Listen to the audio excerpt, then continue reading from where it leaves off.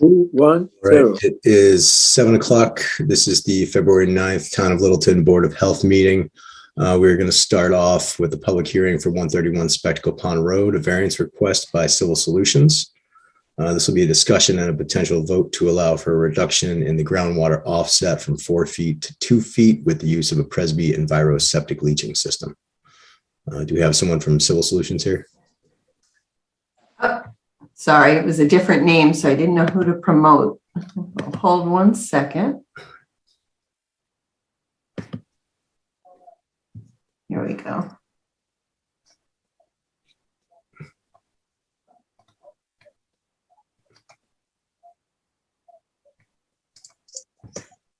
You're muted. Hi. Sorry for the picture. I was trying to fix that if you want. This is Kirk Fitzpatrick with Civil Solutions, and I'm here on behalf of... You can turn your camera on if you'd like.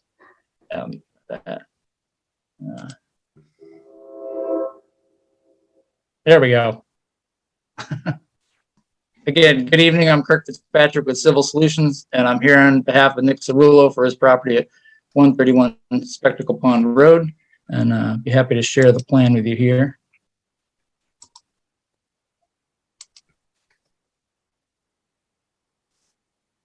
So basically what we have proposed to do is a proposed upgrade for the existing 4-bedroom dwelling. It currently has a system out in the backyard composed of a 1,000-gallon tank and then a leach field, and the system will not pass the Title V inspection. The house is getting ready to be put on the market, so it needs a new system. So we did 3 test holes. Actually did a test hole in the backyard. We had a water table at 44 inches, and then figured we'd try the front yard, just given our knowledge of the area and knowing that the closer you get to Spectacle Pond Road, the more likely that the material will turn to sand. So we tried in the front yard and had more favorable results. We did 2 test holes and a perk test there. Test holes 1 and 2. So we had some top and subsoil to 30 inches and then changed to a loamy sand with a water table at 72 inches and 58 inches. And we ran the perk test and that ran at 12 minutes an inch. So what we're proposing to do is change the plumbing in the basement and come up the front of the house, do a new 1,500-gallon 2-compartment tank. And then that's going to feed a leaching area composed of the Presby Enviro septic, which provides enhanced treatment. The system is going to be 12 feet wide and 42 feet long. The pipe going from the tank to the distribution box will cross the water line. And where it crosses, it'll be sleeved in a 20-foot section of solid 6-inch SDR 35 pipe, just as a sleeve. With that being said, we're asking for a reduction in the groundwater offset from 4 feet to 2 feet with use of the Presby, which again provides enhanced treatment. This allows us to install the system with minimal grade changes and also avoids the requirement of installation of a pump. And I'd be happy to answer any questions the board may have. Thanks, Kirk. First, I'll just go ahead and read Jim's comments. 131 Spectacle Pond Road, the sewage disposal system would not pass the Title V inspection, and the applicant would like to install a replacement system. Soil testing was conducted in preparation for the design of a new system, and a suitable location was found. The applicant is seeking approval from the board to utilize a 2-foot groundwater reduction for the leaching area with the use of a Presby system. DEP approved of the system states the board may grant up to a 2-foot reduction for upgrades. The applicant will raise and relocate the building sewer pipe exiting the house, and with the groundwater reduction, the applicant can avoid the installation of a pump chamber and pump. The house is served by town water, and all other wells are greater than 100 feet from the leaching area. The groundwater reduction will also help maintain the current grading in the front yard. Does anyone from the board have any questions or comments? Oh. Mike, Dan, or Matt? Is there a motion? I make a motion to reduce that from 4 to feet. Any abutters or anything? I don't see anybody. Are there hands raised, Jim? No hands are raised. So Gino, your motion was To reduce to 2 feet from 4 feet. to grant the variance. Mr. Chairman, excuse me, just want to note that according to Mr. Griffey's notes, there's some detail in there about what the applicant will do, including the applicant will raise and relocate the building sewer pipe. So in Yeah. other words, it's more than a 2-foot. I mean, it's the detail is important. I think Mr. Fitzpatrick would agree. This is Kirk, is that just an interior plumbing change? It's an interior plumbing change. Right now, it goes out of the back house. It'll be come out the front instead. And it really can't be installed without altering the plumbing in the house. Got it. Okay, there's a motion to grant the variance. Is there a second?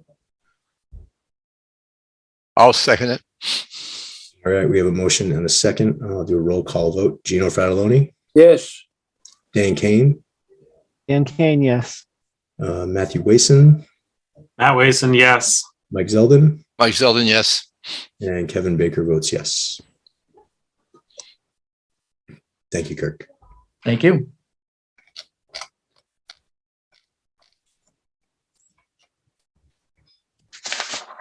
We have 4 minutes until 36 Dogwood. 36.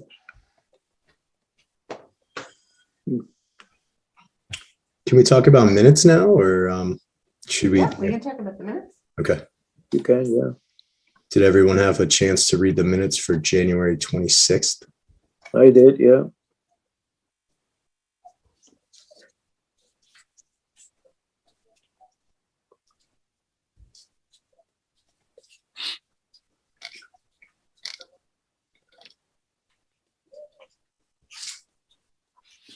Any corrections need to be made, or are we okay to move forward with a motion?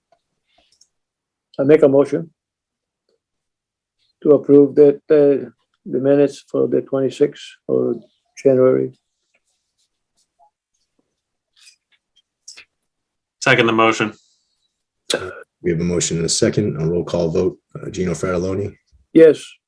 Dan Kane, Dan Kane, yes. Matthew Wason, Wason, yes. and Mike Zeldin, Mike Zeldin, yes. and Kevin Baker votes yes.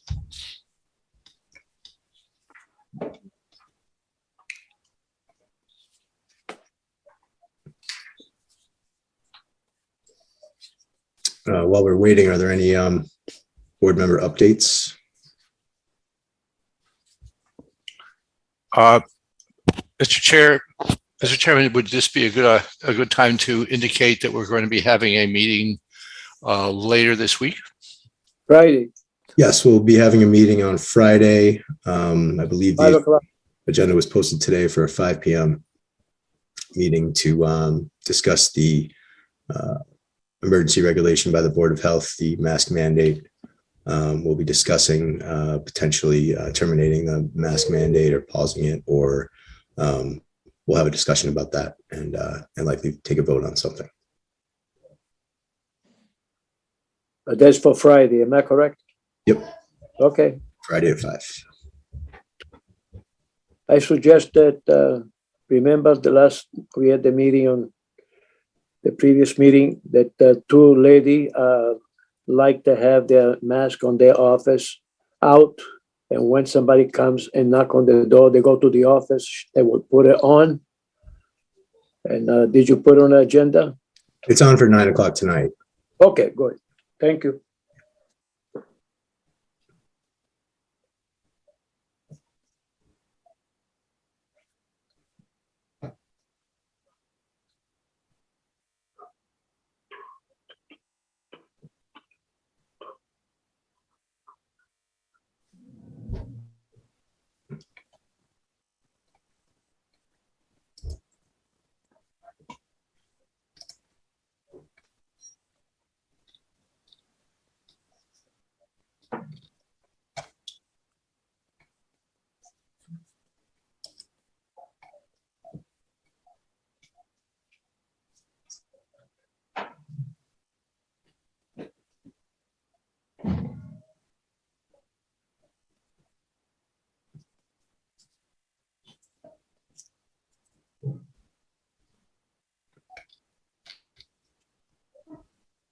All right, 7:10, we will open the public hearing for 36 Dogwood Road, the variance request by Civil Solutions. Discussion and potential vote to allow for a reduction in the groundwater offset from 4 feet to 2 feet with the use of a geomat leaching system, the use of a sieve analysis where percolation tests cannot be performed, and less than a 12-inch separation between the inlets and outlets of the tanks and high groundwater. Again, I'm Kirk Fitzpatrick with Civil Solutions, and I'm here on behalf of Bob Armstrong for his property at 36 Dogwood Road. Just share the plan here.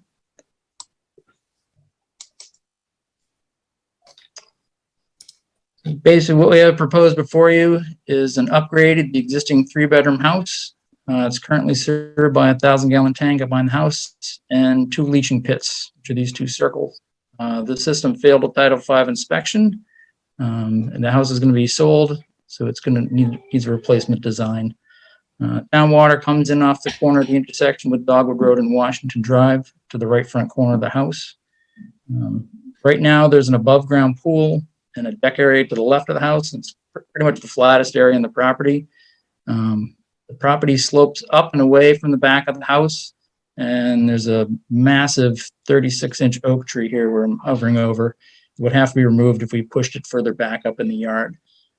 We decided to try to take advantage of the flattest part of the yard, and we conducted 3 test holes in and around the pool. And over to the soils testing. We found a layer of fill and then the old top and subsoil. And then we had a water table that varied between 32 inches and 36 inches. And then we had observed water at 68 inches. Because we had an observed water table, we were not able to run the percolation test. So we took a soil sample, sent it to the lab, and that came back as a classified as a loam, which is a class 2 soil. So the proposed system designed based on percolation rate equivalent to 30 minutes an inch. Here. Basically, what we have proposed before you is to come out where the plumbing comes out now to a new 1,500-gallon 2-compartment tank. That's going to flow to a 1,000-gallon pump chamber, and that's going to pump the liquid up to a leaching area composed of the geomat leaching system. It's going to be 19.6 feet wide by 32 feet long. So basically, with the geomat, it provides enhanced treatment. We're asking for a reduction in the groundwater offset to keep the height of the mound as low as possible. Basically, the ground slopes from the back of the property towards the front, as I mentioned before. So the only place it really has the 2-foot groundwater offset is right on this back edge where it meets crosses contour 98. And then most of it is actually depressed where the pool is. It flattens out. Probably most of it's elevation 96.5. Technically, the 2-foot offset is along this edge. With that being said, we're asking for a reduction from 4 feet to 2 feet with the use of the geomat. The tank can't be relocated. We pulled it as far down the slope, as close to the house as we could get, but it's still, the inverts will be less than 12 inches to the seasonal high water table. So these tanks are going to be monolithic in H20. They'll be ordered with boots, so they'll be well sealed. But it does require local upgrade approval for the inverts less than 12 inches to the seasonal water table. Lastly is for use of the sieve analysis where we couldn't run the percolation test on site. I'm happy to answer any questions the board may have. All right, I'll just read Jim's comments quickly. 36 Dogwood Drive, the sewage disposal system for this site has failed a Title V inspection. Soil testing was conducted in preparation for the design of a new system, and the groundwater was too high for a perk test to be conducted. A sieve analysis was conducted to arrive at a perk rate. The site presents the following challenges to the design of a sewage disposal system. The lot is small, has a high seasonal water table, a high perk rate, and the land slopes. The applicant is seeking relief from Title V local upgrade approvals because of the high water table on the site. Use of sieve analysis in lieu of a perk. The ground was too wet to perk, and a 2-foot groundwater reduction for the leaching area with the use of a geomat DEP approved of the system states the board may grant up to a 2-foot reduction for upgrades and an offset reduction for tank outlet inverts to the high groundwater. 1 inch required when the soil evaluation is used. That pump chamber outlet is at high groundwater noted in the adjacent soil evaluation hole. The design presented provides a reasonable solution for the upgrade of the current system on this sloping small lot with a high groundwater table in the neighborhood served by town water. Questions or comments from the board? No, I guess Okay. I'll just, oh, excuse me. I was just going to mention also with the use of the geomat, it's a pressure dose system. So when the pump kicks on, it charges all the laterals equally and distributes the liquid equally throughout the entire leaching area. And when you use the geomat in a pressure dose situation, you get a reduced breakout grading requirement. So instead of being required to go up 15 feet and sloping off at a 3-to-1 slope, you actually only have to go out 2 feet. We generally go right around 5 just as a little safety precaution. But it does allow us to reduce the grading requirements and makes us meet breakout in the front. Any other system that would be designed here would require a retaining wall across the front of the property. Mhm. And you mentioned during your presentation that it was a treatment with the geomat. Yep, so the geomat with 6 inches of C33 sand under it is approved for an up to 2-foot reduction in the groundwater offset because it provides enhanced treatment. And what's the treatment?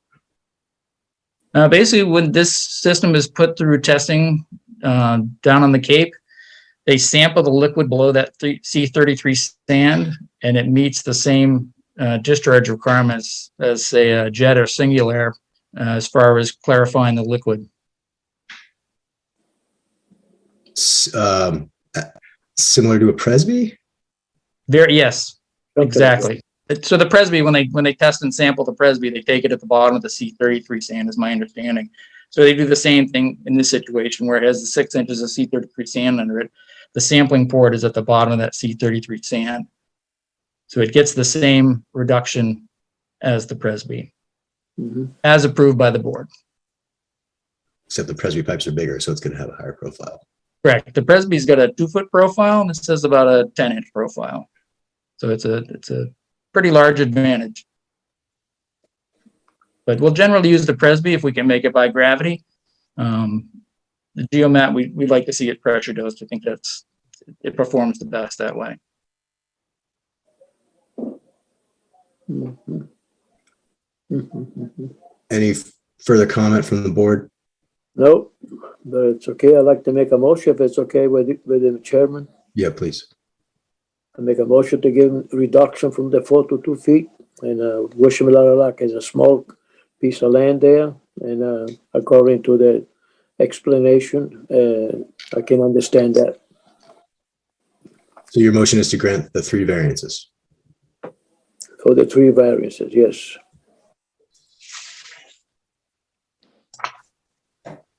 Is there a second? I'll second. We have a motion and a second. We'll do a roll call vote. Gino Fratelloni, Yes. Dan Kane, Dan Kane, yes. Matt Wason, Matt Wason, yes. Mike Zeldin, Mike Selden, yes. and Kevin Baker votes yes.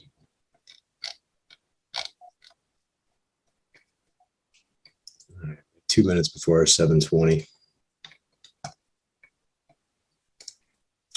Hey, Janet, if someone raises their hand, can you just let us know?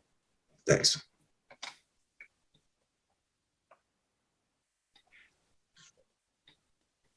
Mhm.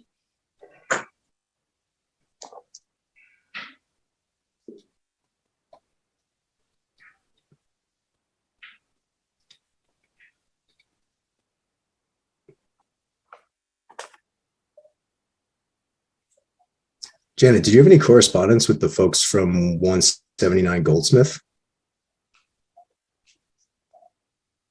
Did I? Yeah, Jim I- had mentioned they were coming tonight, but I don't know if they actually contacted you. Yes, she is present. Good.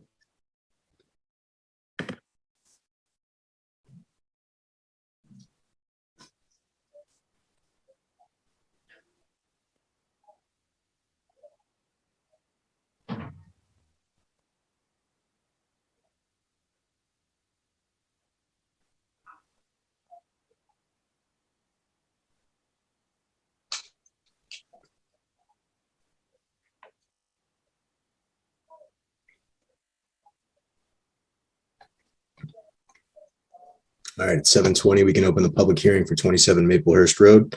Variance request by Civil Solutions for a discussion and potential vote to allow for a reduction in groundwater offset from 4 feet to 2 feet with the use of a geomat leaching system, use of a sieve analysis where a percolation test cannot be performed, less than a 12-inch separation between the inlets and outlets of the tanks and high groundwater, and fill to meet minimum breakout grading requirements within 10 feet of a property line.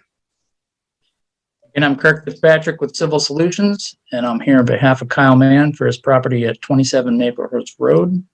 Happy to share the plan here.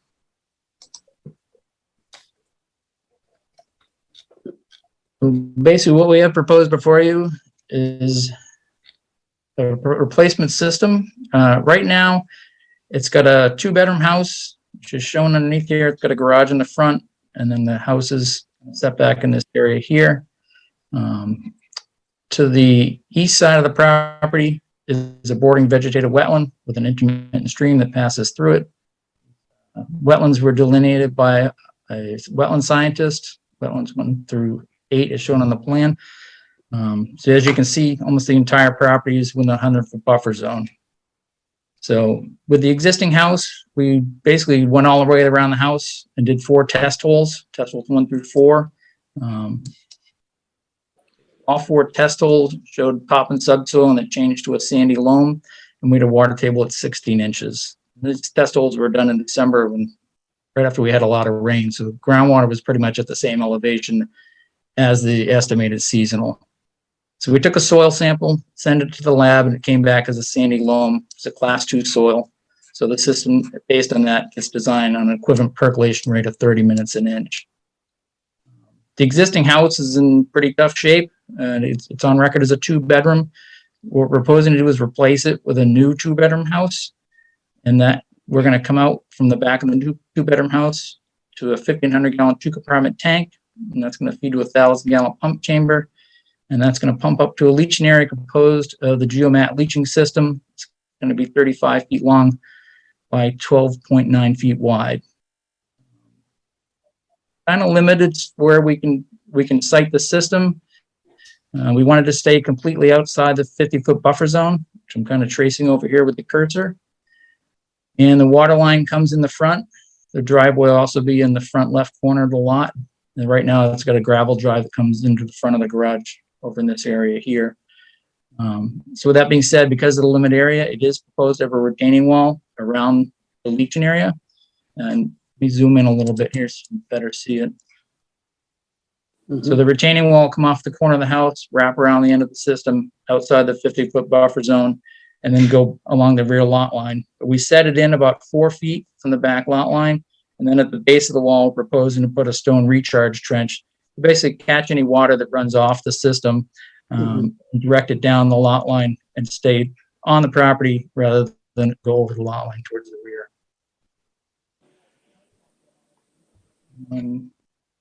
This, because we're asking for fill within 10 feet of the lot line, abutters were notified on this. I don't know if you have any objection? but I'm happy to answer any questions the board might have. All right, I will read Jim's comments. 27 Maplehurst Road.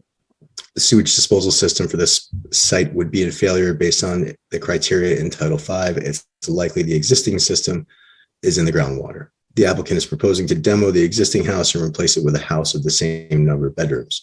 This will actually help with the installation of a replacement system. Soil testing was conducted, but the water table was too high to conduct a perk test.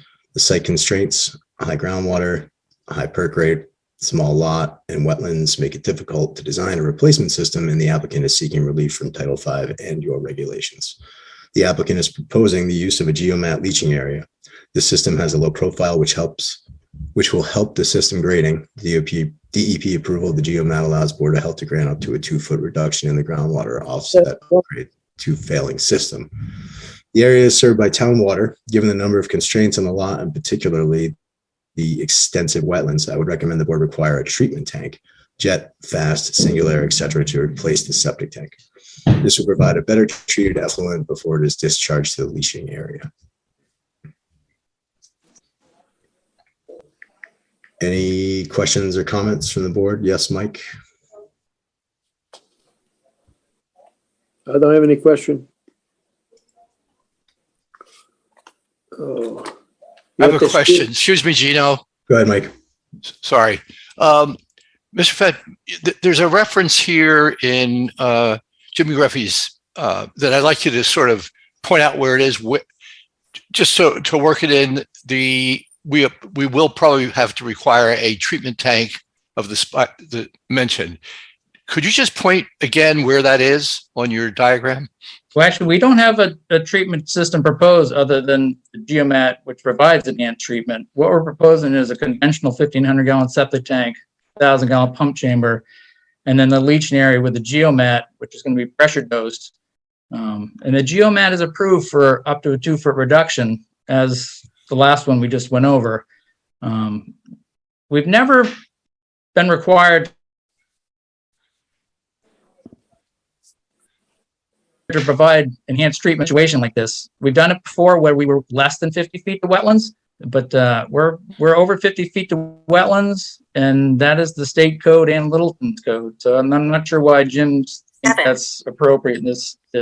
Well, that's site. why I'm bringing this up, because even though you were within the right footage, I'm not quarreling with the diagram. It's not the footage. It's basically the terrain, and I believe that it's not clear to me exactly what Jim's thinking is, but I can certainly understand why he's looking for, or at least as I view this, as basically a way to avoid, shall we say, a problem because of the way the house is configured and the system is configured and the terrain of the wetlands themselves.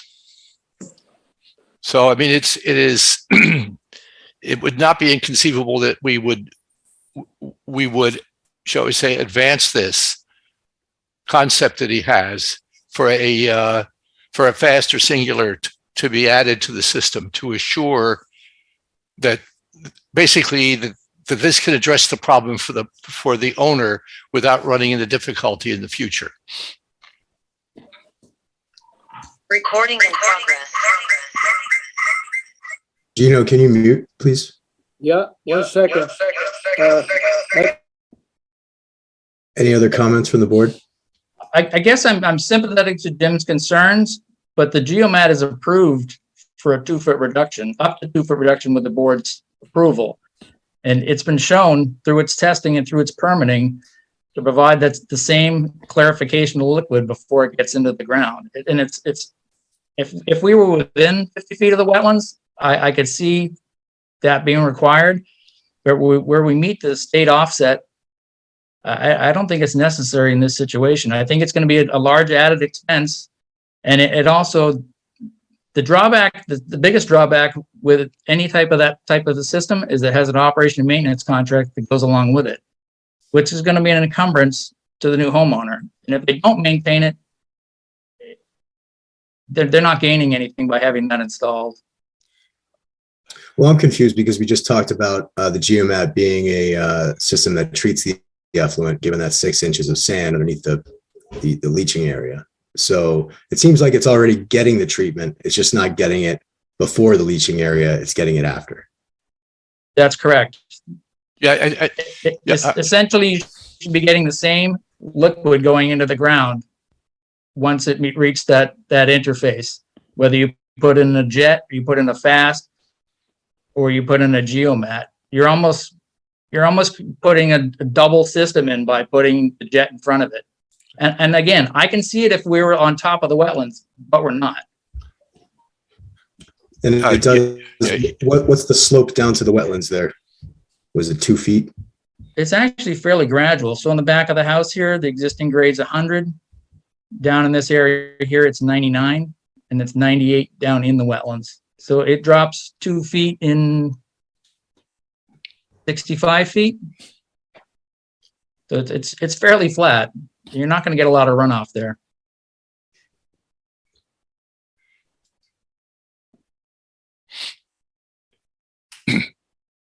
Mr. Chairman? Yes. Just a suggestion. Did you confer with Jim on site and with the plan prior to tonight? No. No, I mean, did Mr. Fitzpatrick? I did speak with Jim, and Jim expressed his concerns. And he said it was because of the proximity to the wetland. And I said, Jim, we've never been required to do this before. We meet the minimum offset of 50 feet, and we were probably 65 feet. And he said, well, that's what I'm going to recommend to the board. So I respectfully disagree with Jim on this. Okay, so, okay, one final question for me, and then we can go on with it, obviously. What's the composition of the soil? I mean, this is asking a lot, but do you happen to know the composition of the soil from the buffer, from the edge of the buffer zone into the wetlands? I don't. I would expect it, just given my knowledge of the area, I expect it to be consistent soil throughout this entire property. I expect it to be the same sandy loam that we found in these 4 test holes. But I don't think you're going to get, I don't think you're really going to get any lateral movement of liquid towards the wetland. I mean, it's a fairly dense soil. It's not like it's a sand where you're going to have water that travels very easily through it. Kirk, have you gone to ConsCon with this? We have not. We generally come before the Board of Health first. The conservation filing is in process. So we've done our best to meet all their offsets. I mean, I see. we kept everything outside. All the construction is completely outside the 50 foot. And right now it's served by some type of a tank in a leaching area over in this side yard that's probably 20 feet off the wetlands. So I think this is a drastic improvement. And there's no basement in this new construction, right? It's on a slab. They will be on a slab. Basically, the first floor is going to be, you're basically walking into the first floor at elevation 103. And just as so basically the lot slopes very gradually from elevation 103 along the western lot line down to 99 at the edge of the wetlands. And that's probably, that total width is about 150 feet. Dan or Matt, any comments? If I may, I know you mentioned notifying the abutters. Is there an abutter to the south? And what does that look like in proximity to this plan?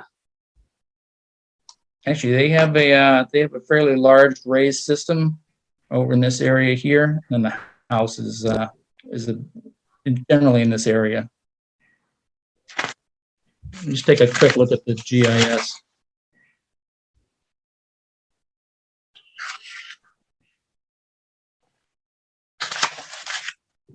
Kevin, when you're ready, I believe the abutters are in the audience with their hands raised. Okay, great. Yeah, I don't have a lot of information on that. I know they have a mounted system over in this general area where it says the pump chamber, proposed pump chamber. And then their house is kind of directly behind this one. Dan, any comment before we take? Yes, Janet, please, if the abutters are here.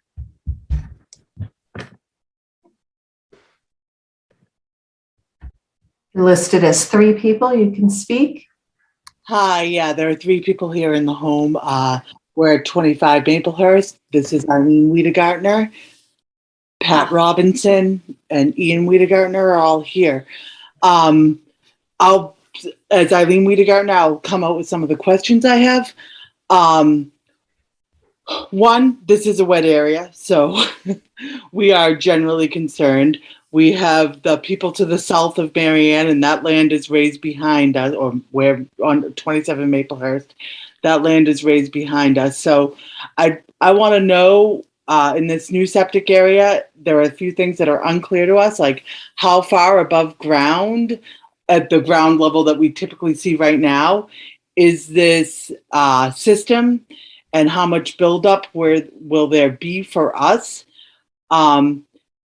One, so that I guess that's 2 questions. And then a third question would be, how close is that to our property line? It's not very clear how many feet within the property line that system will be. And what are the protections to ensure that drainage does not come onto our property? There's no retaining walls except for the 25 South side. Maplehurst, for the 25 Maplehurst side. So it's unclear to us like what that means for the buildup and how much will drain right onto our property because we are at the end of the road. And we've seen the buildup from the Wellington Road stuff, the silt coming down and building up areas in the swamp area. We've seen so many people being varianced out of eaves in their houses on their road. So I'm concerned about one, making sure that the people who buy a home here are safe. And two, we're not going to suffer because they don't drain their system frequently enough. And why there can't be a retaining wall on this side. Can it be set further back? Why does it have to be so close to our property line? Can they get a variance from the town to get it closer to where it was to begin with? Septic system. The septic system. Because currently when I look at it and I see what's on not the what abuts the Narcissus property, they're on top of him with the retaining wall, but they're not on top of us with any sort of protection. And I don't want that draining into my backyard. I already have pits from what happened on Narcissus with things draining into my backyard. And I don't want that to happen again. Understood. Yeah. The way I'm reading it is it all slopes away from your house. Kurt. Well, one would hope that, and we were told that before, but if I went outside, Kevin, and took a picture of my front yard and took a picture of the ice pits in my backyard, you'd see that's not what's happening. Like, I need a better promise that I have an avenue if something doesn't go as it's planned. Because I'm not turning over the house in 2 years to make a ginormous profit. Kirk, do you think it'd be possible to put a swale close to the lot line to catch any water runoff and put it into the what you're doing with the water on the rear of the property? Yeah, no, we could add a swale, but just for clarification, she's at the property immediately to the west, Correct. correct? Okay. Yeah, so that property is sloped up a little bit. I would not want to put a retaining wall in between the No. system and her lot line, because right now, basically the natural flow of the runoff is to come off her property and through this backyard. And I think we're going to maintain the flow of that water. There's no grade change associated on the lot between the lot line and the proposed house, which is going to be 16 feet off the lot line. That's going to allow the water that sheds off her property to basically come onto this property as it does now. It'll flow around where the proposed tank is, and then it'll hit that stone recharge trench and should go right down in between the lot line and the retaining wall and just spread out towards the wetland as it does now. The system, we've kept it as low as we possibly could using the advanced treatment. The grade of the land, as I said, it's basically 103 along the middle of the lot line. It's actually a little higher here in the corner, and then it goes down to 102, and then towards the back of the house here, it's 101 in the middle, and then 100 towards the end of the system. And the finished grade over the proposed system is 103.5. So it's only a half a foot higher than what the grade is basically at the lot line. And we had to run the system against the contours. We generally try to run it parallel to the contours, but there's just such limited area here. So I don't see this causing any issue with the property to the west. It's very similar to the last one. We hold the groundwater offset from the highest point that the land, where it crosses the land. So this system crosses a contour of like 101.8 here, and then the other end is almost down to 100. So that 2 foot offset is just for the very edge of the system here, and it gradually increases as the grade dropped across the back because the system gets put in level. Mm-hmm. Just to address your concern, this will not impound any water along the lot line.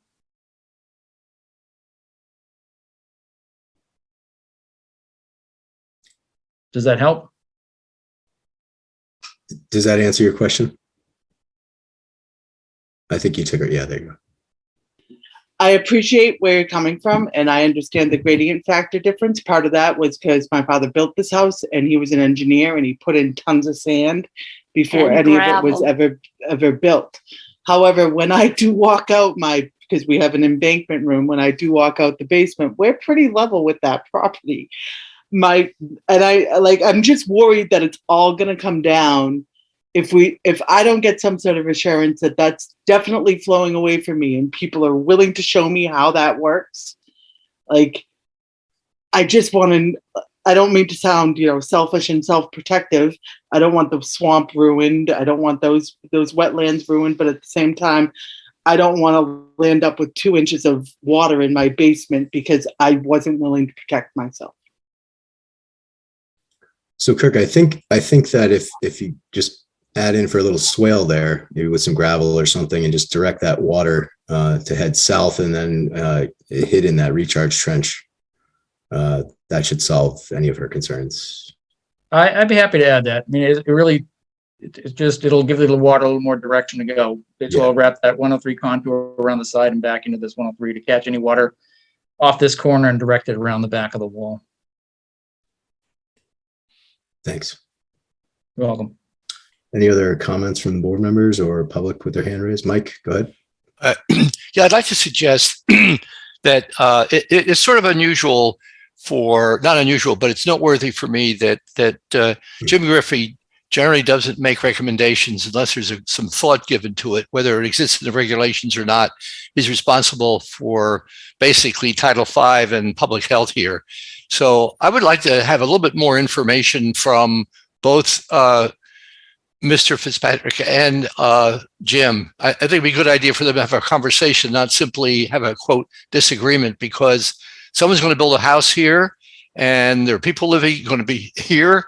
And I'd like to make sure that the very best has been done for all the parties. And I think it may be worth having a conference between the two of them, and we get some further information of what's the real thinking and why is the argument really financial, or is there another, is it strong enough to justify adding or including basically a jet system? So I'd like to suggest to the board that we put decision on this hold pending a conference and further information from Jim Griffey and further conversations with Mr. Fitzpatrick. Yeah, I'd like to know why Jim recommended that. I don't see it as necessary. I do think it's going to help you with conservation. So Mike, is your motion to continue? Yes, that's fine. Yeah, I don't want to prejudice because it's just, to me, just hanging in the air and there's something missing. I just get the feeling that from the comments being made by Mr. Fitzpatrick and Mr. Griffey, there's something missing here.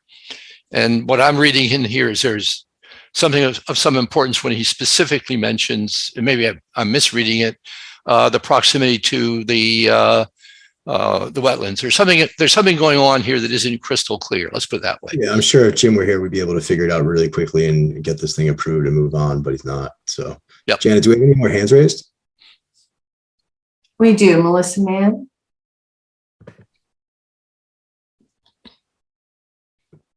Melissa, you can speak. Hi, this is actually Kyle Mann. I'm the owner of the property, and I'm going to be doing the work on site. I'm actually also I'm a excavation contractor. I do a substantial amount of work in Littleton, just like this here, as far as septic upgrades, repairs, new construction, things like that. And this site actually here, we put a lot of thought into what we were doing here as far as keeping everything away from wetlands, keeping very minimal grading, no contour lines, everything like that. We took advantage of the opportunity to use the 2-foot reduction to groundwater using the geomat as Kirk had gone over. Took into consideration the abutter to the west there to make sure there was no runoff, all that. And I just wanted to bring up with Mike, there is with his comments, there is a house being built here, but we have to remember that there already is an existing structure here as well, dilapidated structure with of the failed systems in the wetlands here. And I want to bring up a couple other points too. systems very similar to this that I myself has installed in this area. One of which I can bring up that I did, I think, 3 years ago. It was number 3 Washington Drive, and obviously Jim was the agent at the time. That we had a wall there that was maybe 16 feet from a intermittent stream that runs through there. I'm sure you've seen plans and you're all familiar with that. And that entire leaching field was in the 50-foot buffer with no recommendation on treatment or any comments at all as far as that goes. That went through, got installed, very wet site. It was a difficult installation, but it fit in there very well. It worked out for the wetlands, it worked out for the neighbors, it worked out for the existing house. And that, you know, it was never brought up then. So I agree with Mike. So something here is, you know, this is very similar to many sites that have required no treatment. So to me, this would be setting precedents for the future in this area where, you know, I've done probably 40 or 50 installs, and I can't think of one that I've used treatment on. So I just, you know, moving forward with this discussion, I was hoping that the board would take into consideration, you know, the many other, because we all know that this whole entire neighborhood is high groundwater, wetlands, intermittent wetlands here and there, and this is just another one of the same. The only difference here is we're keeping the same flow. We're relocating the house to improve the property, and same with the leaching field. But we're not increasing flow or doing anything unusual here than, you know, like I said, 40 or 50 other plans that I've installed just the same. So yeah, to that I would agree with Mike. Why is this one different than the rest? Because, you know, like I said, even though I've installed 40, 50, I've probably seen and proposed 200. So, you know, I've seen many of these plans, and this just seems like the same. So yeah, and as Kevin had mentioned too, if Jim was here, we could clear this up, but it seems as if that might not happen tonight. But I mean, I think we could take into consideration some other nearby projects. And as far as the abutter to the west, I'd be happy to meet on site and go over grading and introduce myself to kind of assure her of the process and how things will be moving forward. And also, I appreciate everyone's time tonight. Thank you. Thanks. So we have a motion to continue, or we can approve it subject to Jim and Kirk defining why exactly we need additional treatment on this. There's a motion to continue by Mr. Zeldin. Excuse me, Kevin, there's another hand raised if you're willing to listen to the abutters again. Okay.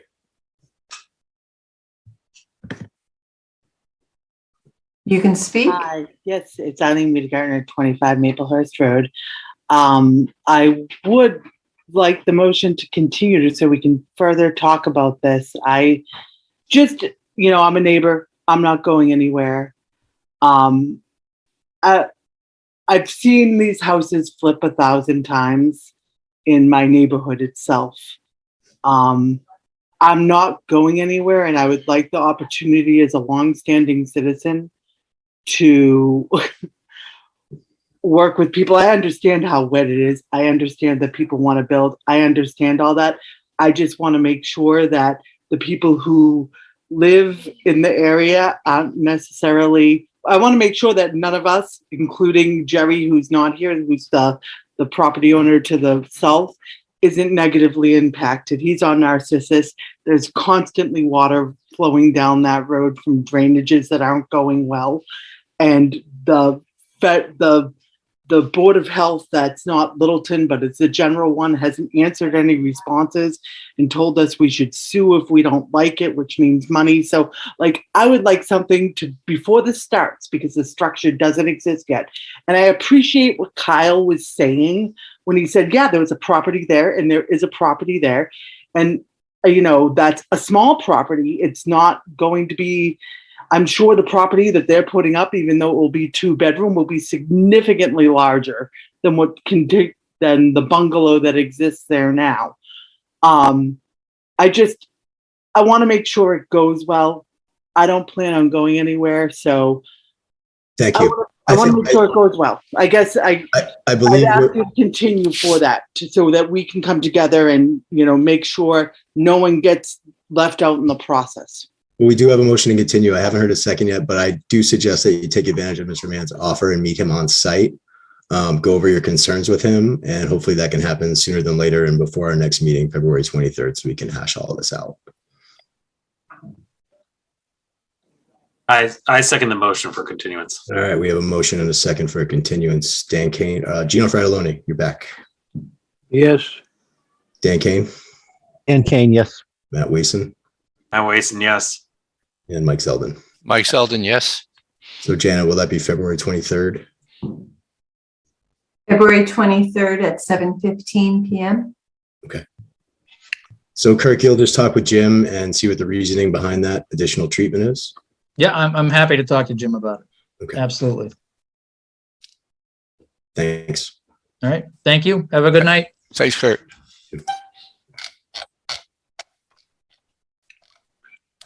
We have a discussion, 7:30, residents, 179 Goldsmith Street. The applicant would like to add an in-law unit on the existing house.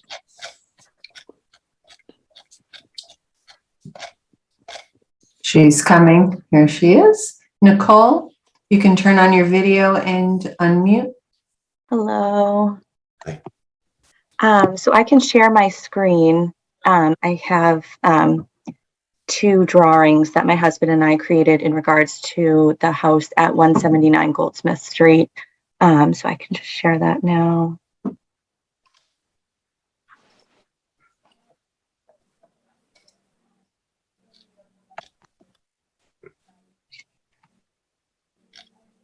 Okay, so can you see that?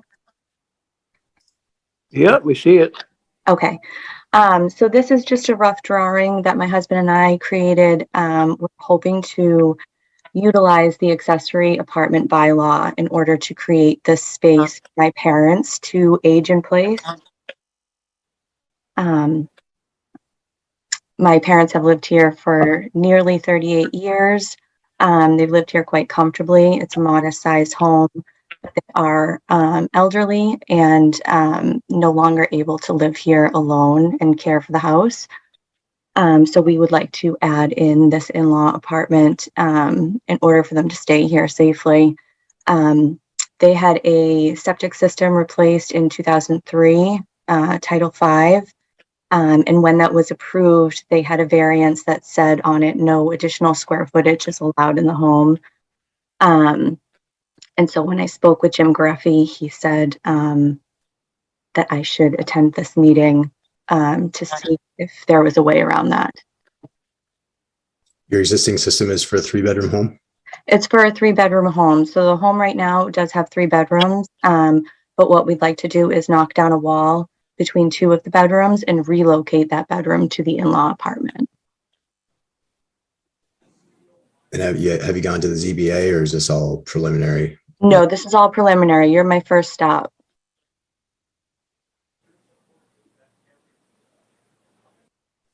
Do you want me to read Jim's comment, or? Yeah, sure. Go ahead. Yeah, this might put context in for all of us because, all right, 179 Goldsmith Street.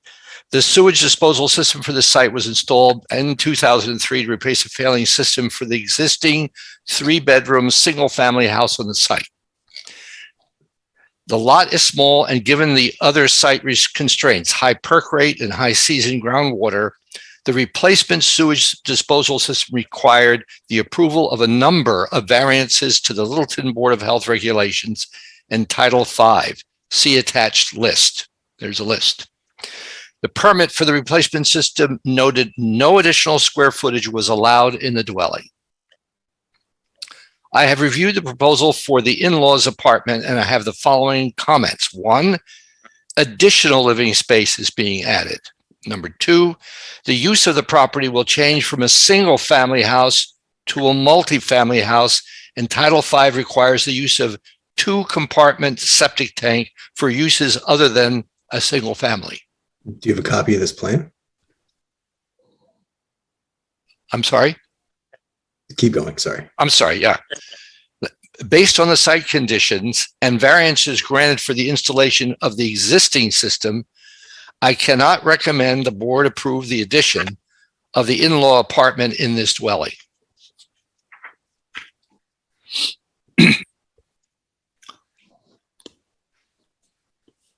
May I speak? Yeah, do you have a copy of your septic plan as well? The as-built? You know, I think I might have it on my desktop here. I have just the site plan. I don't know if you want to see that. I don't know if this.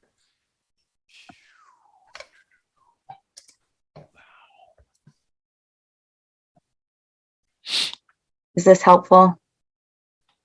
Yeah, it is. Could you just zoom in a little bit? No, I know how to.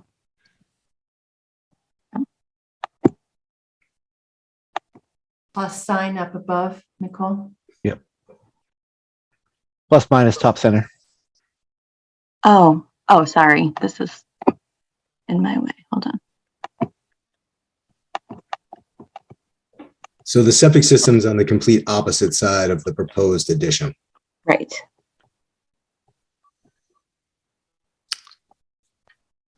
I mean, I've never heard of not allowing any additional square footage. It's always been no additional flow or bedrooms as a deed restriction. Well, that's one of the reasons I read it, and also the fact that it's no longer unusual, because it's basically the size of the house, and therefore I guess it seems to be mainly it's being converted from a single family house to a multi-family house. Well, no, it's an accessory.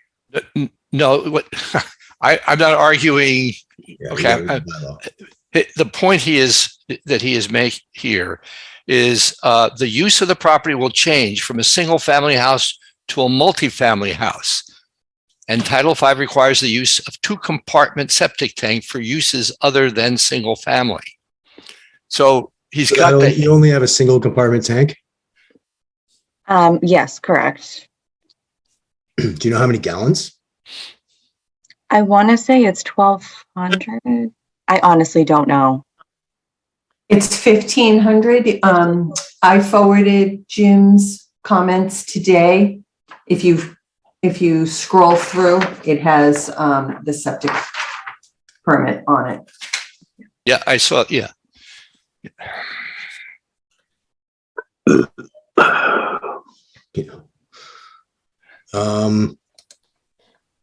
Okay, well, this is just a discussion. Yeah. I feel like if it's the single compartment tank that's creating the issue, a potential upgrade to a dual compartment tank might solve a problem that the board had in 2003 when they put this on there. I don't know if there are any other comments from board members.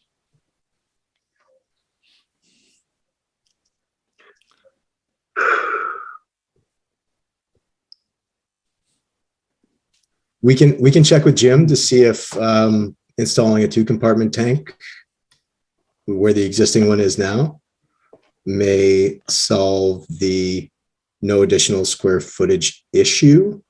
Okay. I mean, I think, you have to go through ZBA. You're pretty tight on your setbacks. Mm-hmm.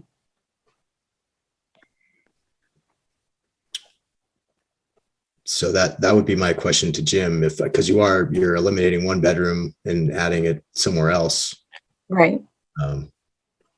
You're definitely going to be increasing flow, even though you're only, you're moving from here to there because you're adding more people. Right. Well, technically, but actually my family and I moved here. We sold our house and moved in here in September. So we've been here since then. Okay. So just so we get that, is this going to be 2 families in here in technically speaking, you and parents? Yes. Yes, that's kind of how it's written in the accessory apartment bylaw, is that it would create an additional living space. So it would be my family, myself, my husband, and my children in the main home, and then my parents in the accessory apartment. And part of that bylaw states you have to be related. So passing. You're in. I guess it's just a matter of figuring out, and definitely, if you can get in touch with Jim and ask him what you would have to do in order to, as it were, upgrade your system so that we can do this. Right. So that would be the next step, is to talk to Jim and see what I can do. Yeah, see if swapping out that tank for a 2-compartment would solve the issue. Seems or at least over the avenue where we could basically say, okay, we're working under a different set of regulations, as it were. Okay. I mean, I think the cause is worthy, so let's see if we can do it. Yes. Okay. Yeah, I think the clarification from the paperwork from 2003, it says no increase in square footage of the dwelling is allowed per Title V. And that's the sentence hanging me up. And so if that's outdated now, great, but let's talk about that, because I agree that the number of rooms isn't really changing. And does the new area have external access? Yes, it will. Front door? It will. Yes. Mm-hmm. Okay. Then I appreciate his saying that it does become a multi-family dwelling. So we just have to make sure we're following those rules. Right. Is there any reason why we wouldn't be able to update the septic system to accommodate this? Like, I know that it's such a small lot. I don't know if that would be a concern, or if it's kind of an easy fix, if that's an option. I mean, I think it would just be swapping out the tank, and it should be fairly simple if you have a excavator on site digging your foundation for your addition anyway. Okay. And so that's something that I can just get, if I get it okayed by Jim, or do I have to come back to another meeting to get it okay? There'll likely have to be a public hearing. Okay. All right. So I should talk to Jim first and then go from there. Yeah, and I guess you're gonna have to stop off at the ZBA too, right? Yeah, you'll need to go in front of the zoning board of appeals because of the setbacks. But if you have this already, as it were, if Jim can work with you to come up with a solution that gets to the Title V thing, then you at least can go in front of them saying, this is what we're going to do to, as it were, make it work, or how we're going to make it work. Okay. Do you have any hands raised? Oh, Dan, go ahead. I was going to say, one, we have Mr. Mullins' hand raised in the audience, who may be able to provide some insight. And also, I would certainly, as you move forward, formalized plans of what actually you want to do would be helpful. The handwritten ones are awesome, but certainly for us, for ZBA, they're going to want to actually see what exactly you've got planned. My quick numbers here it says you're adding over 900 square feet to this house, which is quite a change to that little house on that little lot. So being able to actually see it would probably be helpful for everyone to actually know what's the plan. Right. Commissioner Mullen. Hi, everybody. Can you hear me? Yep. Terrific. So just to go over quickly on the accessory apartment bylaw, I want to say that I was also on the planning board when it was drafted and adopted at town meeting. She is not going to violate the setback to the property line, and an accessory dwelling within the home is by right under the bylaw. So there's no reason for a ZBA hearing. Okay. She is going to increase the square footage, but she's not going to increase the nonconformity. So under zoning, so. Thank you. That's great. That's good. So Nicole, let's see if we can have a conversation with Jim about just replacing that tank with a 2-compartment 1500 gallon and see if that'll do the trick. Okay, perfect. I'll work on that. Thank you very much.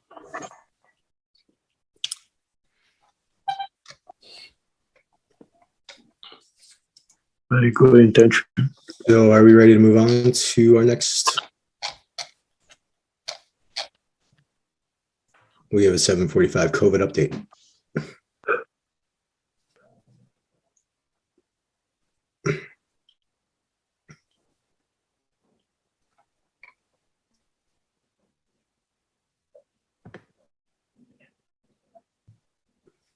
Hi. Hi. How are you tonight? I'm okay. How are you guys doing? Good, all right. Trying to get my things all set up. Assuming you see my slides now. Yep. Great. All right, I'm going to dive in. So this is that slide of the 4 main trends that the state has been publishing on their dashboard for months now.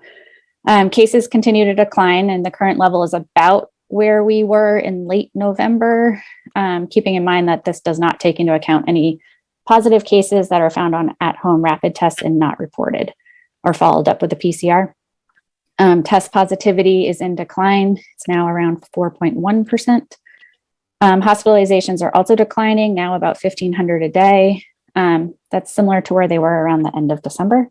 And deaths are now starting to decrease, which is about 47 per day, similar to mid-January. So we're improving things, but we're still pretty high in some of these categories.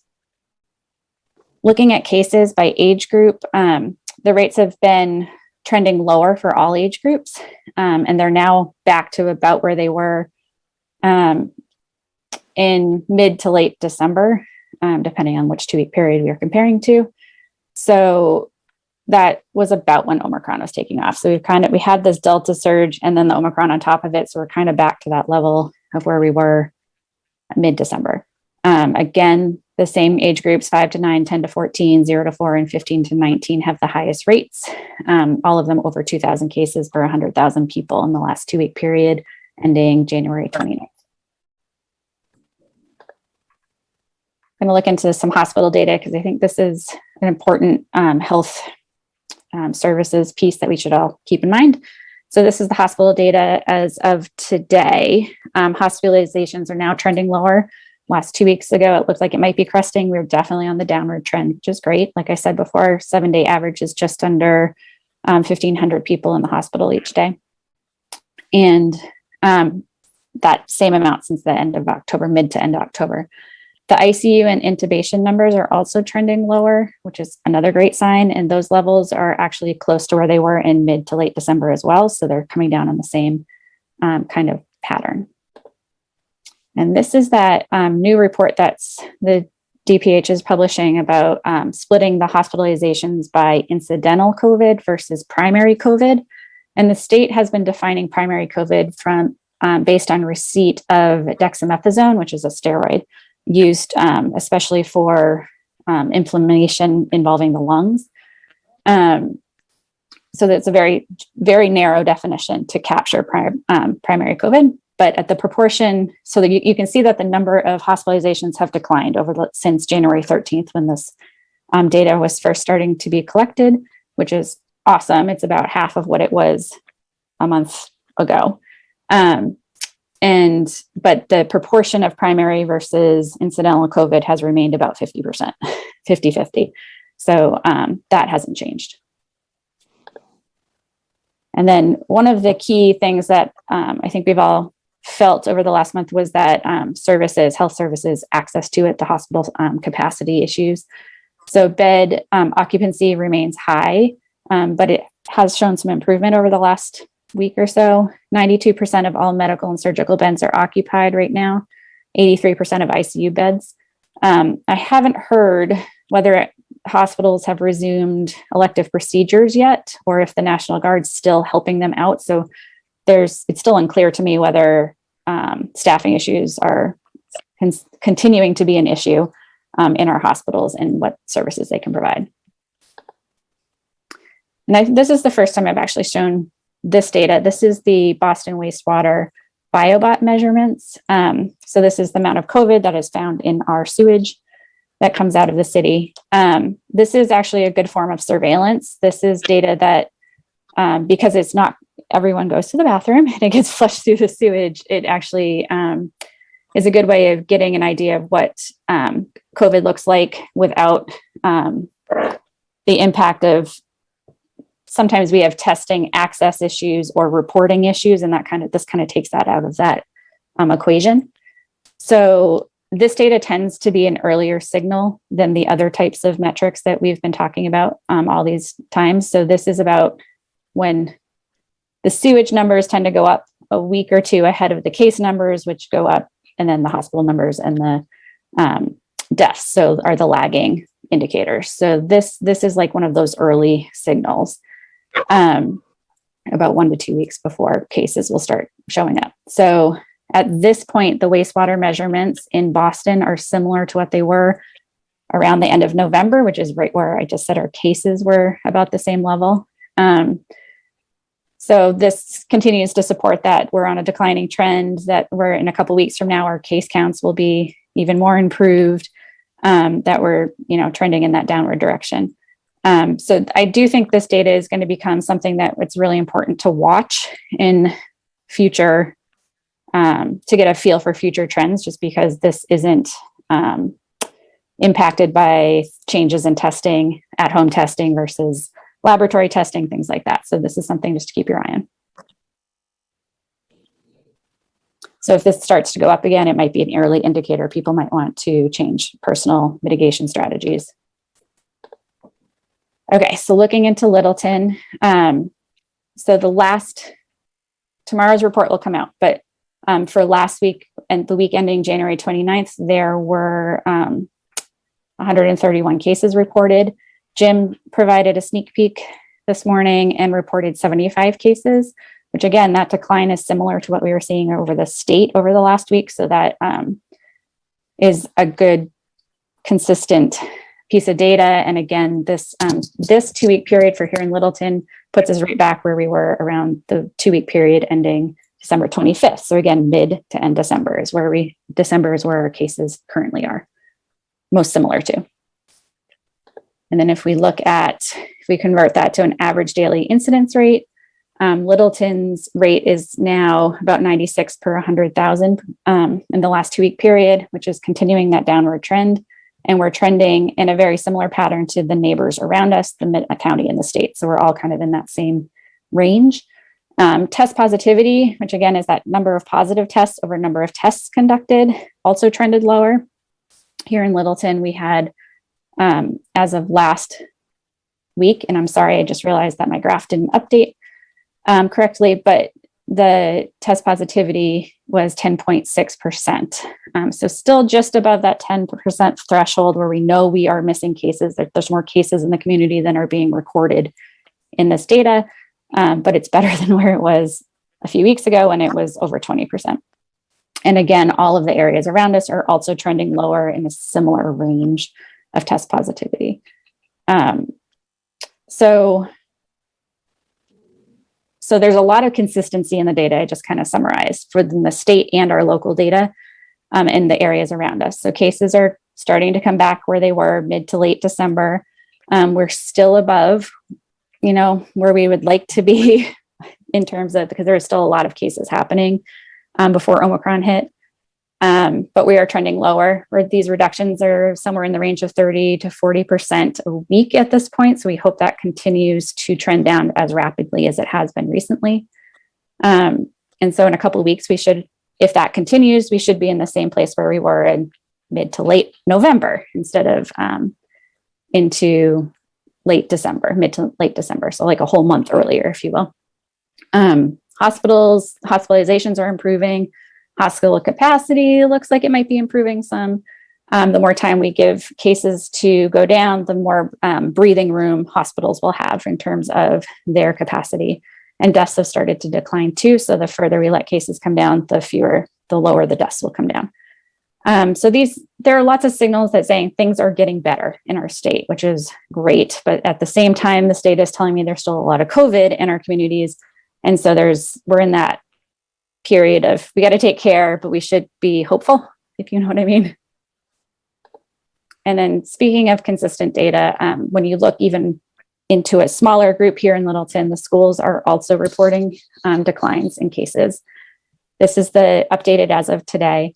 So cases have trended down in the district since hitting that peak in the second week of January. And this week,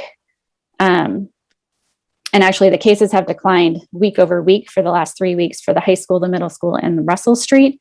And Shaker Lane seems to have hit a little bit of a plateau. Over the last 3 weeks, they've been 7 and currently 8 cases in that school. But again, this is this is a nice trend that we're seeing that's consistent with state and local data. And then looking at our vaccination coverage, the proportion of fully vaccinated residents is now 86.2%, with another 10% partially vaccinated and 4% have not yet started vaccination. And this data is from last Thursday's report. It will be updated again tomorrow. I know there was another Vax clinic that the town brought in that was on Monday. So this is expected to increase again when that data is released tomorrow. And I just want to point out that the town bringing these vaccination clinics has been really productive, really successful. In the beginning of August, we had about 72% of Littleton residents were fully vaccinated. And then the town started bringing in these clinics, and we, just before the beginning of November, the full vax rate increased to about, I think it was just over 77%. And then right around then was when 5 to 11-year-olds became eligible, and we're now at 86.2%. So we've had this big growth in vaccinations driven by access and just encouragement of showing our town that this is important by bringing them in has made people easily access these things. Plus, in addition, boosters have become especially with Omicron, boosters are a really big, important piece. And at this point, 85% of our residents who have been fully vaccinated are eligible for boosters. And of those, 74% of eligible residents have already gotten their booster. So that's a big proportion of town, in part because of access, I'm sure. Just keep in mind that's 54% of all residents of all ages have been boosted. So depending on what denominator you're looking at, we'll interpret how successful you think we've been. But the 54% is actually above the state average too. So we're still doing well with boosters. There's 26% of residents in town who are eligible but not yet boosted, mostly in the younger age groups. Okay, I want to end tonight with some public health messaging. I think, like we just reviewed, there's a lot of good signs in this data that we're a well-vaccinated community, and that we're moving towards better period of time, given the COVID metrics themselves. And I think there's also, we've heard lots of signals from the federal, the state, and the local changes that our approach to mitigations have changed or will be changing in the near future. And so I think it's really important to recognize and pause at this moment to know that we have a lot of tools, and more tools than we had a year ago, and more are coming soon. So we're in a really different spot for COVID than we were even in August, which is great. I just want to make sure that anyone listening is aware that these layers if we're not using them on a community-wide level, they're still accessible to people for individual levels. And first and most important being vaccinations. Our vaccines are safe and effective, and they're very highly protective against severe COVID outcomes, transmission, and death too. So that is the best way to protect yourself. And if you haven't gotten your booster yet, highly recommend going to get your booster to help you protect you more against Omicron. There are also some therapeutics that are becoming more and more available over the next few months, such as the antivirals. So those will be a tool that we'll have in our pocket in a few months from now. You can also gather with others in places with good ventilation, whether that's outdoors or indoor places that have made improvements to their HVAC systems through upgrades or filters, or added portable HEPA filtration systems into those indoor locations. Those have been shown to be highly effective at removing airborne virus particles. So that's a great tool. We have access now to better quality masks. So choosing a mask that fits you well of the best quality you can find, such as a KN95 or KF94, or the one that fits you that you can wear really well, is a great way to add a layer of protection, especially if you're around large groups and you don't know everyone's vaccination status.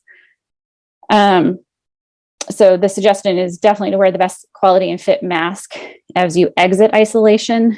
So if you are a case and you're re-entering the public sphere, recent reports say about 50% of individuals are still infectious on day 6. So wearing your best quality mask on day 6 to 10 post-isolation is really important. And then Another tool we have access to now is those home rapid antigen tests. Those are like the infectiousness tests. They tell you if you are could be contagious to others.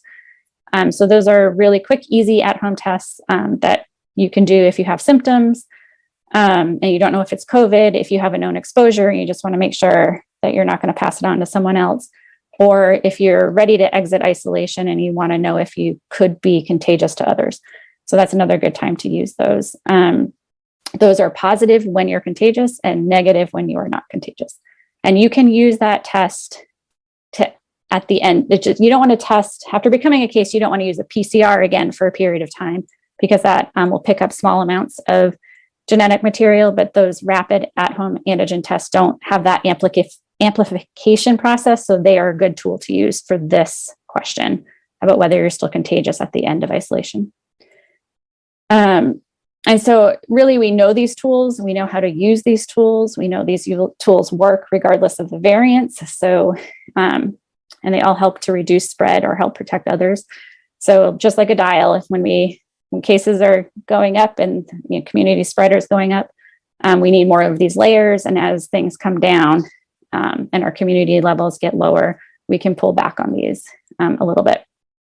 So this is not the end of COVID, but it will hopefully we'll be entering a period where we continue to trend down and can enter a low and long lull, if you will, soon. And then the last little just check-in I want to do is that we are in a period of transition. I think it's very clear from the state announcements, the federal announcements, things like that, that things are changing. And I think it's completely normal that we all may be feeling something different right now. And I know some people are really thrilled with coming changes, and some people are anxious or wary. Some people feel both. And I think that's normal. So I just really encourage everyone to spend some time over the next few weeks checking in on yourself and also your family and your friends, and just checking in, making sure everyone's doing okay. I know I've been chatting with my kids ahead of any changes for the schools, and just checking in where they are, and helping them prepare for things like mask flexibility. And we've had some really good conversations, and it's been really enlightening to see what they have questions about, but also what they're actually pretty logical about reasonable risks for themselves and how to also protect others at the same time. I think it's been really good to have these conversations and helpful for both myself and my kids. But I want them to have the information they need to be empowered to make good choices for themselves and reduce anxiety through this transition period. And I think it's, like I said, it's a process, and we're all at different points. So it's okay to be at a different point right now than your neighbor, but it's important to be respectful and check in with each other, and just keep in mind that we're all here and we're all processing at different times. So this is it for today. Thank you very much. As always, great job. Any questions or comments from board members? Mike? I have a in the weeds question, but it's going to be useful for the long term, I think.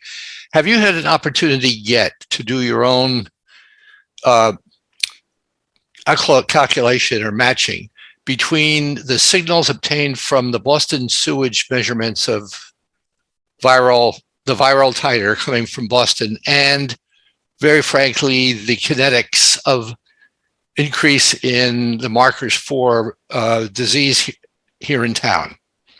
In other words, what I'm looking for, I've done some of the stuff, but it's too consistent. So I'm looking to you to straighten me out here about the lag period, if there is one, between when something rises to level X in Boston, how far behind, how far, as it were, do we have to wait before we see it first here? That is an excellent question. I know that Littleton's not tied into the system. So that's, no, we're not. No, I'm aware of we're that. not contributing to this for sure. Right. I actually haven't done that analysis, Mike. So Okay. And I've put in the query already to see if it's cost effective for us to do it, because it's, as you pointed out, it's an early warning, and also not warning, but basically it's good information to sort of get people ready for peace and quiet or middle, whatever it is. And that's why I like to see if the trends track each other in a certain pattern. So far for me, they do, but it could just reflect my math is being driven by wishful thinking. No, I don't think it's far off. To be honest, I think we have followed the state this whole time. Like when the state goes up, we go up. When the state comes down, we go down. So it wouldn't surprise me if we are very close to mimicking this. When this goes up, we go up a couple weeks later, just like the state does. It's the timeline that Yeah, that I don't have me. a good lag Yeah, on that, but but I think we can get it, or it could be possible. So, okay, thank you very much, and thank you for tonight's, shall we say, very on target analysis and meaning of the data. Any other board members have comments, questions? All right, thanks a lot, Katrina. That was great. Welcome. Kevin, there is a question in the audience. Okay, if it's a question, that's fine. If it's not a question, we're going to move on to the next subject. Go ahead.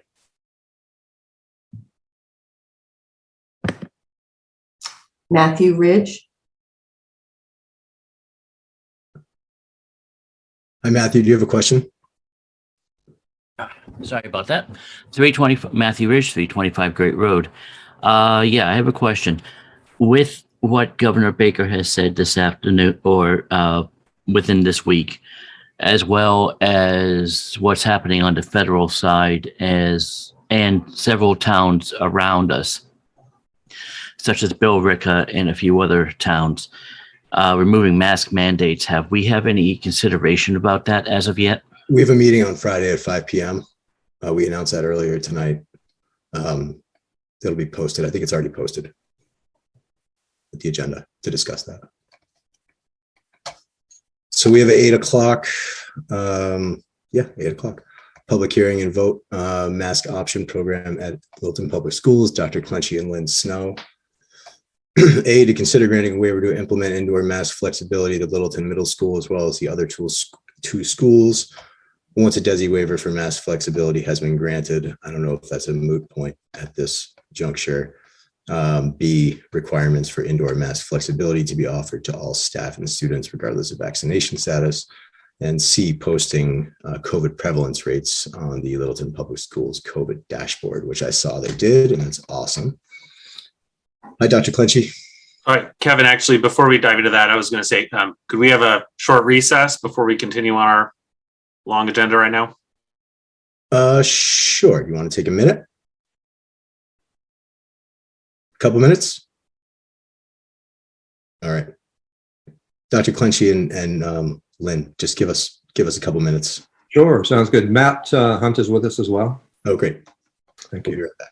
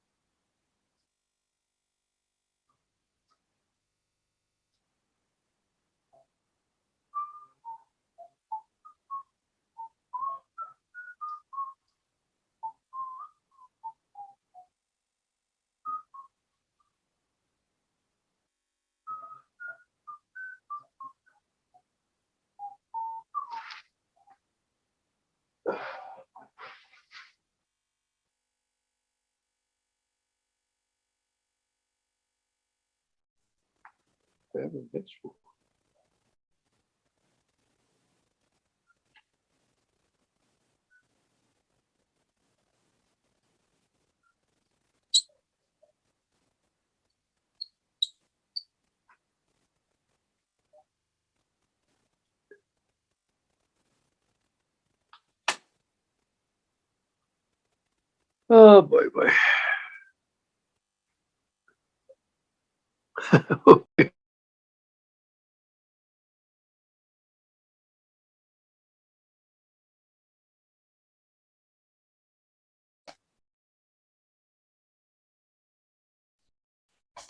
How you doing, Gino? You good?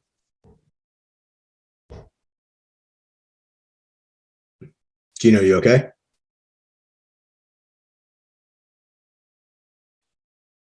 Maybe.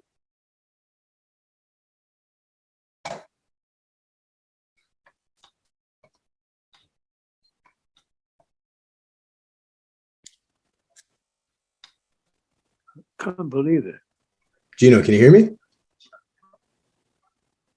Can anyone hear me? Okay.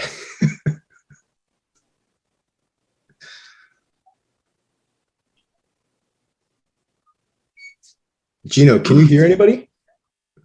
I don't think you can. You got to turn up your volume.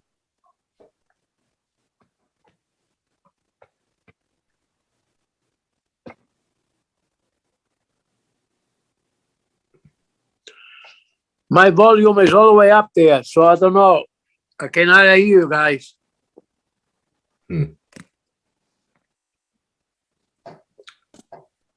My volume is all the way up. You can't hear me at all, huh? Something is wrong with you guys. I don't know what it is. I'm not sure, Gino. Do you want to try and restart your meeting? Restart the Zoom? Sign off, sign on? Oh, you can't hear me. Can't believe it, man. Dr. Clenchy, Matt Hunt, Lynn Snow, are you guys around? Awesome. Yes, we are. Hi. Hey, Kevin. So we left off last week. We granted the waiver for the high school. And I know we're in a very fluid situation right now with the governor coming out. And I guess we should just have a conversation about, adding the middle school and the other two schools to the motion that was presented last week. Do you, Dr. Clenchy, Matt Hunt, Lynn Snow, have any comments? Lynn, thanks so much for adding the prevalence rates to the dashboard. That looks great. No problem. Matt, would you like me to comment or? Yeah, if you want to go ahead and get started, I'll chime in. Yeah, we're not surprised that the announcement about taking away the state mask mandate for schools happened today. We were certainly getting hints that was going to happen. So what that really means is he's relinquished the responsibility to local school districts and towns as of February 28th. So there will be no more requirement for school districts to submit attestation forms for waivers for mask flexibility. That's all gone as of February 28th.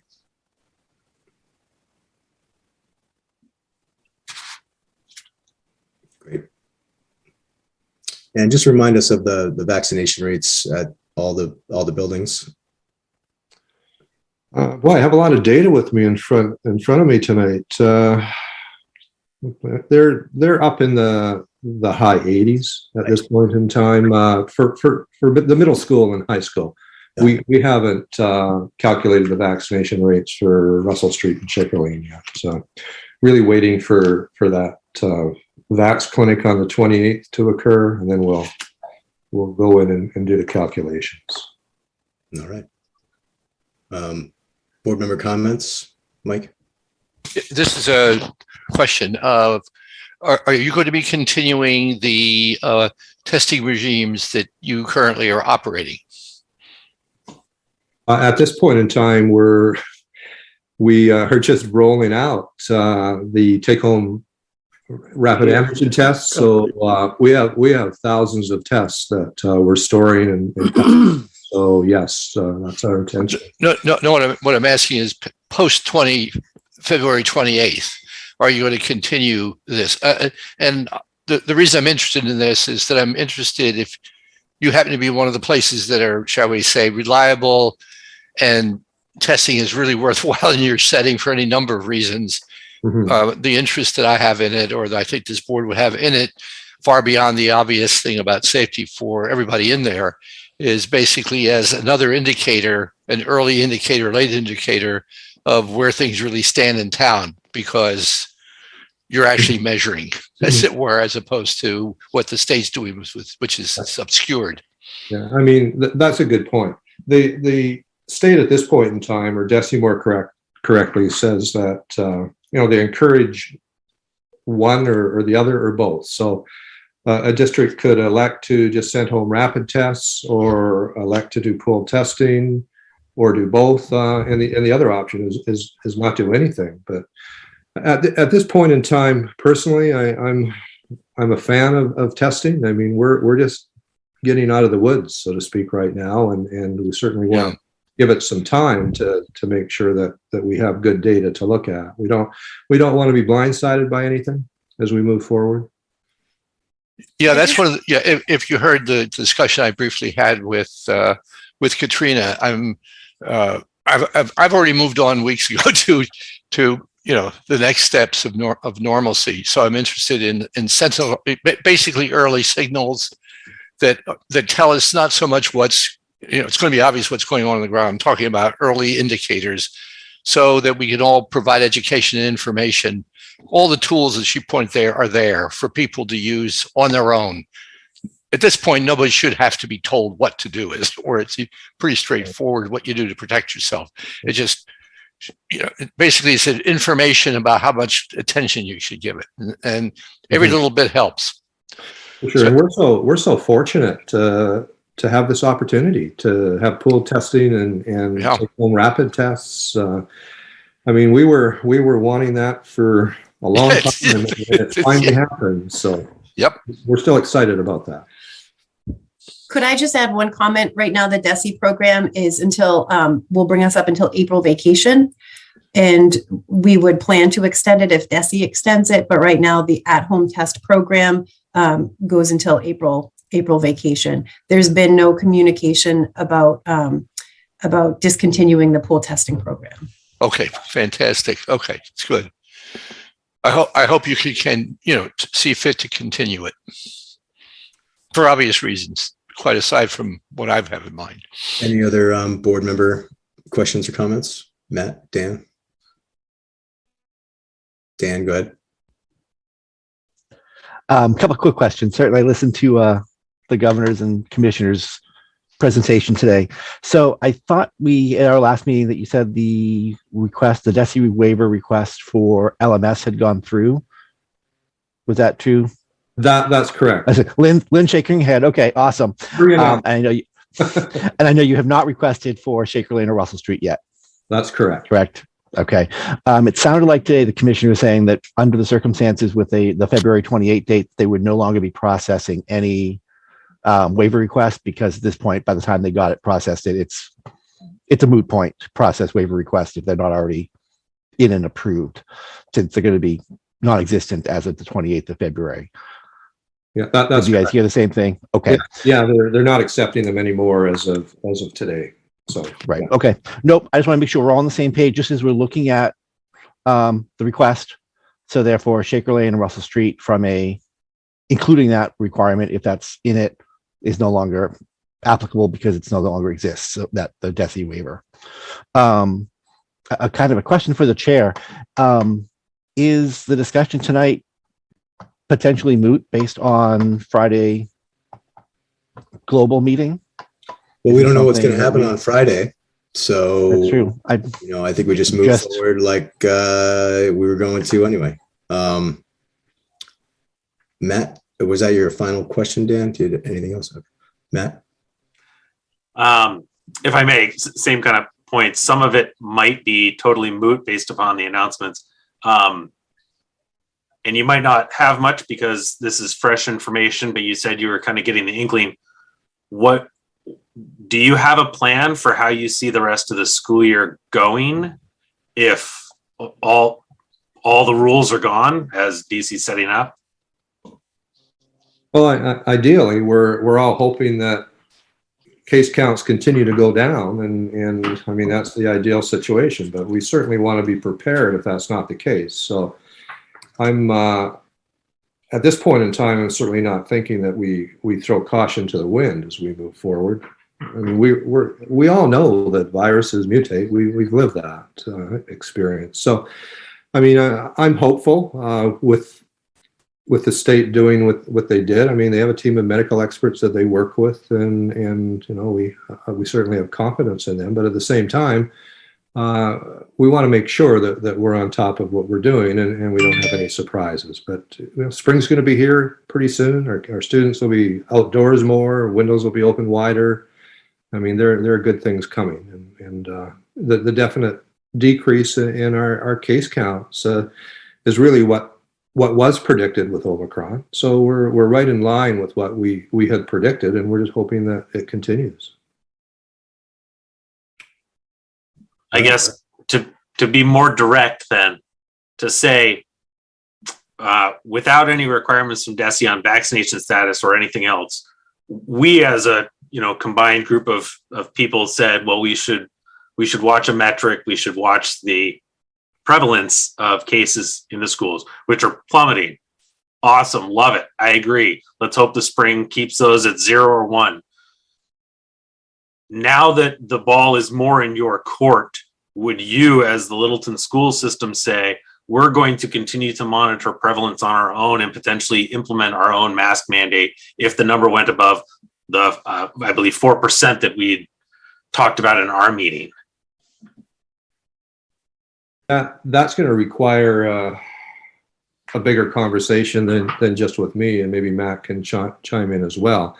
I've always been a fan of a condition that sets a limit as to when one implements greater mitigation or more mitigation strategies. So at this point in time, we're just starting this out. I mean, we haven't done this for 2-3 months, so I'm not here tonight saying that we're out of the woods. I don't know that. So I believe conditions are necessary at this point in time. But as we go on and offer max flexibility, we may be reviewing that if the rates continue to go down and there's greater confidence that we need to focus on vaccination rates more than anything else. Matt, do you have any comments you would like to make? Yeah, I would just say that, certainly for the foreseeable future, I think that prevalence is something that we're going to be monitoring just to be responsible and making sure that COVID numbers are not rising dramatically in the schools. I can't speak specifically because it'd be a board decision, but that's something that I would think that would be in our best interest to continue doing. Again, encouraging students to remain part of the pooled testing is something that we'd like to see. But when eventually we're going completely unmasked, I mean, we still have to get things ready in each school. So I don't think it's all going to be snap your fingers and everyone's unmasked. I've talked to my son who is at the high school. They started the mask flexibility yesterday, and he said there was maybe 70 kids or so in the school who were partaking of it at that point. A lot of kids were still cautious. It's going to take time for people to be comfortable, and so I think it's like anything, it's going to be a process, and I think that we want to make sure we do it right. Thank you. Yeah, and I guess to add to that, as of today at the high school, including staff, We have 87 individuals that are exercising mask flexibility out of 513. So that's roughly 17%. So people are being cautious. They're being very respectful of each other. Climate's very positive. And I actually had a meeting with a group of students today about something else, but I had an opportunity to talk to them about mask flexibility, and they feel very comfortable with the direction that we're taking. Great. Janet, are there any hands up in the audience there? Yes, Mike. I'm sorry, I don't know how to pronounce your last name. Pro? Prue, thank you. Yeah, I hope that we can get rid of the masks at this point. I think, you know, we have case studies all around us. We have other towns that have been doing this for weeks now. We have other states around us. There's other countries around the world that have gone without masks, and the science is there now that says the rate of spread isn't. There's no differentiation between the masked states, towns, countries, and those who do mask. You know, I certainly understand the Swiss cheese model, and you know, can it help? Sure, but you know, if it stops, you know, X, you know, my feeling is that it's a minute percentage that it might stop the spread, and I think that, you know, at this point, our kids have been masked enough. I appreciate the fact that our high school kids aren't masked anymore, and we're now looking at the middle school. But my concern is, you know, my daughter's in first grade. She's been masked since she started kindergarten. I mean, these kids are still learning to communicate, and the fact that they haven't been in school with she hasn't been in school without a mask. I mean, these are the kids that we need to focus on. Yeah, you're so right. you know, I hope that we can, you know, put you know, it's really frustrating. You know, I'm sorry, I'm a little bit lost here, but you know, the data is there now, and you know, I think, you know, let's really look at taking these masks off these kids. It's, you know, and I hear you when you say, you know, I think you know, I think it was Matt Hunt who spoke about his son in the high school in Dr. Clenchy. You know, they have mask flexibility, and a lot of them are choosing not to take their masks off. That's great. That should be their choice. That should be the choice of the parents, the kids, the family. Talk about it as a family. Make your own decisions, and that's how it should be throughout the town. You know, so I hope you know, we can really look at this logically and get these masks off our kids. So thank you. I appreciate the conversation. I appreciate you guys taking the time to discuss this and everything you've done throughout this. You know, I know it's, you know, you guys got a lot on your hands, so I really appreciate you guys. Thank you. Thanks, Mike. All right, so at this point, I'm going to ask if there's a motion by a board member. Okay. Motion.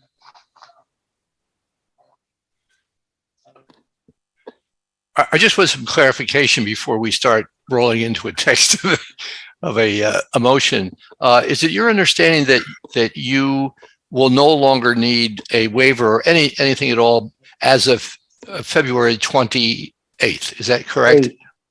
Yes, that's correct. The question is addressed to through the chair to Matt and Dr. Clenchy and Ms. Snow. Ms. Snow. So assume for the moment that tonight, because as our chairman pointed out, the issue is sort of quote moot, and you're basically on your own, as it were, ship, and we can provide, you know, advice and suggestions. But at this point, you're already in what we'll call the mass flex thing, which in a certain way is a good practice or a good way to start basically getting to the 28th from my perspective. So are you going to take a somewhat more aggressive position about having students remove the mask, or is it basically going to say, use your judgment of the high school students and your parents? And let me focus for a moment on, you know, 1 through or K through 6 or K through 4. The younger ones where maybe vaccination rates are not quite as high as we'd like. And I'm not thinking of, not that they're invulnerable, but it's their parents who are also at risk. Should infection basically be available, however rare that might be. So I guess what I'm asking is, what's your view at this hour of moving forward to the 28th? Well, I'm trying to tease out, Mike, what you're getting at. I mean, we are following the definition of max flexibility. We want people to have choice, and we're not going to change our approach to that. I think that's really important. People will adjust to change at various rates, and there are people with significant trepidation. We have people that couldn't hardly wait to take their mask off, and we have to be appreciative of that. And we also have to be cognizant of the fact that families may have people at home or relatives that are immunocompromised. So we want to be cautious and support everybody in this process, and that's, that's the direction that we're going to be taking in the future as well. The vaccination rates at Russell Street and Shaker Lane, I would imagine they're going to be pretty high. I've attended all the vax clinics, so I'm really impressed with the support that our families have given to vaccinating their children. So it's just a matter of doing that calculation. But I'm not concerned that calculation is going to be under 80% at this point in time. I mean, we've had a great turnout at our vaccination clinics. So I have to ask the chair and other members, is there any utility other than a form of recognition of the achievement of the schools in all this time, making the staff and the students as safe as possible? In fact, an outstanding record of just basically saying in a formal way that follow the process using the flexibility program as a good, shall we say, start out. And just basically, there's no reason for us to make a motion to rescind or do much of anything. Just in the essence of time and looking to get us going here, I was going to just make a motion that will basically mirror the motion we took last week, but it will grant a waiver. Motion to grant the waiver to implement indoor mask flexibility to all Littleton public schools. Right. Given, I'm not sure how long the pool testing program is going to last. However, I do think it's a really good tool that we have, and I'd encourage everybody participating in the mask flexibility program to partake in that program. Matt? So logistically, we can't actually grant a waiver. The waiver program for the elementary schools because DESI never said. We can grant the waiver and let DESI handle their end of things. We can grant, quote, a variance as a formality to the town regulation. Okay, we can grant that variance. Period. Okay. And that basically technically clears the ground, so that they're, as it were, able to move at a pace they seem to get them to the 28th. And from that point on, there's probably not any reason for us other than to provide information and help moving forward. Yeah, and once the townwide mask mandate, if that goes away, then it's all we're out of the woods. So it's a motion to grant a waiver to implement indoor mask flexibility at Littleton Public Schools, given the participation in the pool testing program and under a prevalence rate of 4% in each building. Yeah. I'd like to insist that we use the word variance and not waiver because it's a regulation and That's fine. Dan, you had a comment? Can we also add into that motion the 80% vaccination rate that it sounds like they probably have once they calculate it, but let's just be consistent in the meantime, and also parental consent in the meantime? Dr. Clenchey and Lynn Snow, are you guys prepared to gather the vaccination data? Yes, we're able to access it through MIIS. We just haven't pulled that from Russell Street and Shaker Lane yet. Okay. We feel those two schools aren't eligible at this point since they can't get waivers. Right. Therefore, they're not even eligible to the 28th anyway. Exactly. So it really has no impact on those schools. So then the motion is to grant a variance to implement indoor mask flexibility at the Littleton Public Schools, given the participation in the pool testing program, parental consent, and staying under a 4% prevalence rate in each building. 80% vaccination rate? And 80% vaccination rate. I'll second. All right, we have a motion and a second. Roll call vote. Gino Fratelloni. Either unmute or shake your head. All right, Dan Kane. Dan Kane, yes. Matt Wason.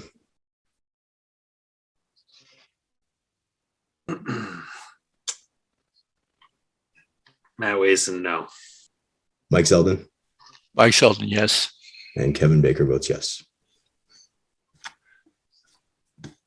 Thank you, guys.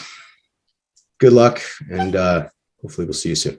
All right. Thank you. Thanks. Appreciate it. And we will continue to, after the 28th. Keep doing the great job you guys have been doing. Can't thank you enough. Keep doing it. All right. Thank Thank you. you for your support. Have a great evening. You too. Okay. Good evening.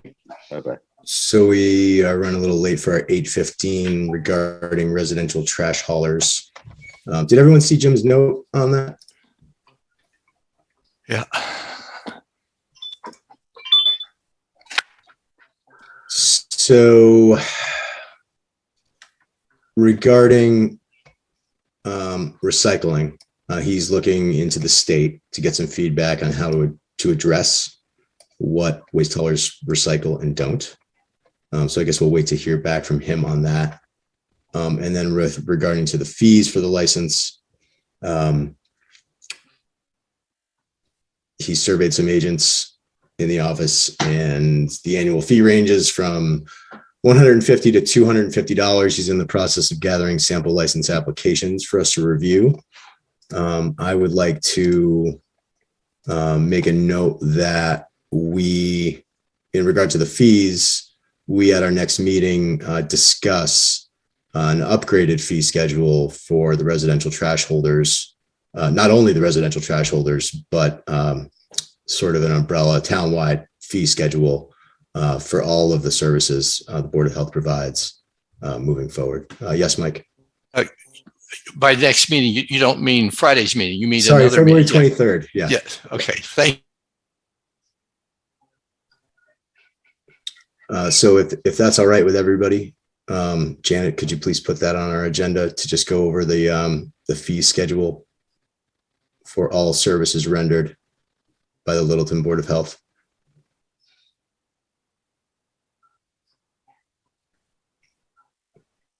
And then hopefully Jim will get back to us with that information, and then we can compile. And he actually said he was going to compile a list of residential trash haulers. I have a short list going, but I think a lot of it's going to determine what we decide needs to be recycled by their services, and then we'll see who recycles what and make sure they fit our needs.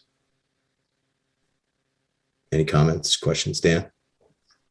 So certainly looking at our current regulations from the official town E360 bylaws, we have two different trash regulations that are listed.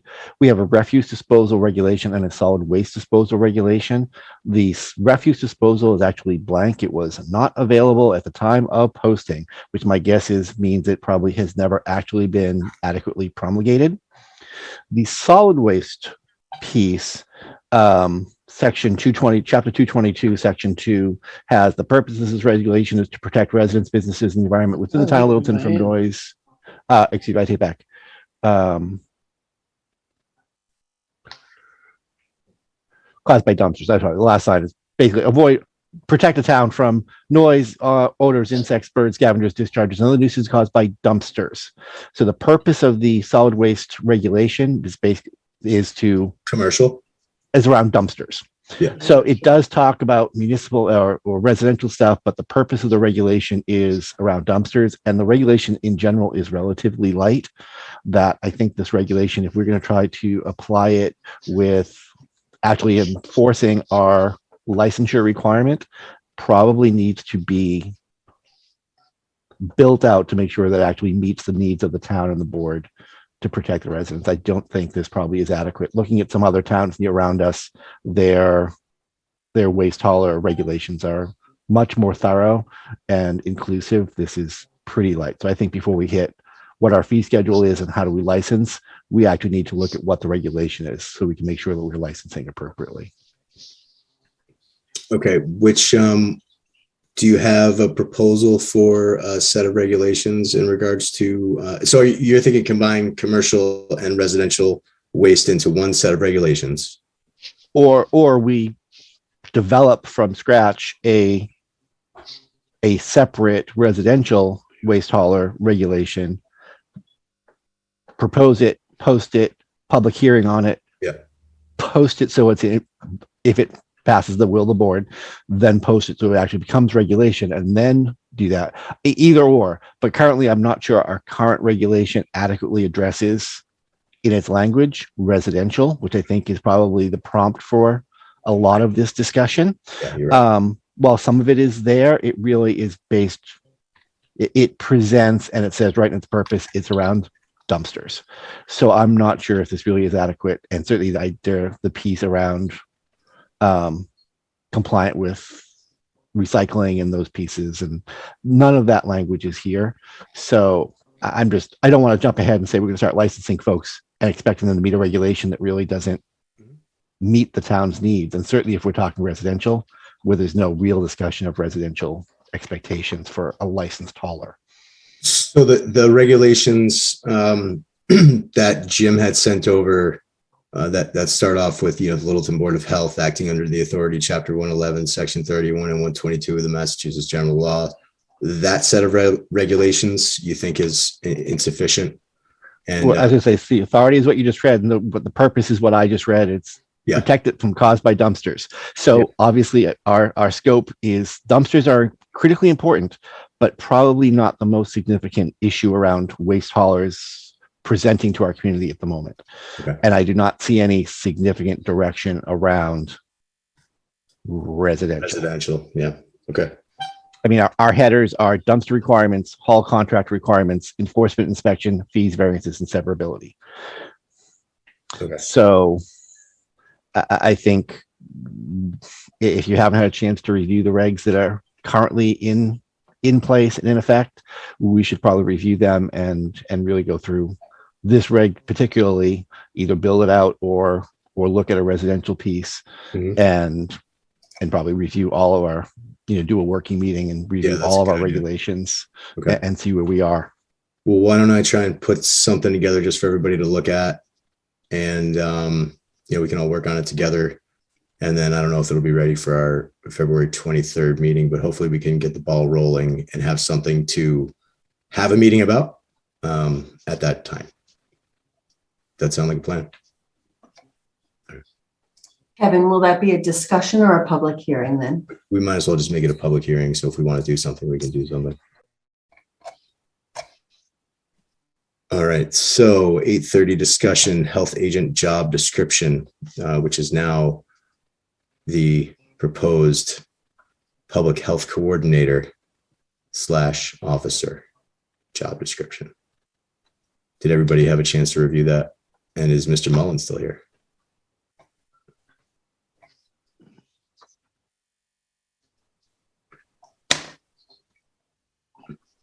Here you are. They're fake. Yeah, Mr. Chairman. I'm gonna move that wreath.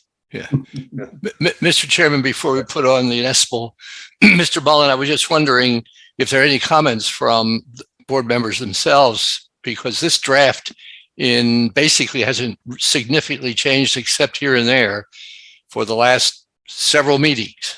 That's been in the board's hands. So, and the changes that have been made, some of them are still not showing up in this document, but they're easy to make.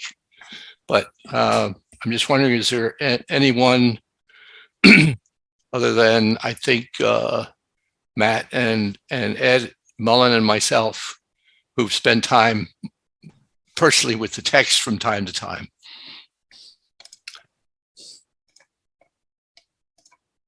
Matt or Dan? No. Okay. Yeah, I mean, at first I read through it. Everything looked good to me. I was happy to see the job description, the name of the job, adjusted to the public health coordinator. I don't know about including officer, although I do understand why, because this person will have the responsibility of food inspections, and that gives it sort of an enforcement title. Why are you pointing like that, Mike? Because that's not the intent of that. Okay. That has more to do with a strategy for posting, which is that the first, if we agree that using the title public health coordinator, that will be the title. If we agree it's going to be officer, that will be the title. Oh, So okay. it's not, it wasn't, they're not interchangeable. That's why I was asking for questions from all of us, because it does make a difference. And the explanation for why we have a choice here, or should have a choice, is that the experience has been, given the status of the, shall we say, the pool of people who want to work in municipal government these days, that it's probably a good idea for us strategy-wise to go out with a title that is not at the level of, I'll put a negative on it, it's not yet director, full stop, as opposed to starting out with public health coordinator or officer, with the idea that the person in time will, as it were, not in time, but basically our search may reveal what we need to have. And that person basically can look forward to a promotion, or at some point we may outgrow even that person. Don't know the future. So it's either public health coordinator or officer, health officer. So if I like public health coordinator, and I think it'll give a nice evolution of things as the department grows. okay. And the other element in here, and Ed, I want to make sure that we capture the substance as well as the spirit of how we want it to operate. Is if you read this, it's the position requires basically the roles of someone who is doing both what we'll call very internal work as well as working more broadly in the area of public health. Basically doing what we're used to having done, but more thoroughly, more on time, more meeting, frankly, in summary, Littleton's needs as opposed to a big district need.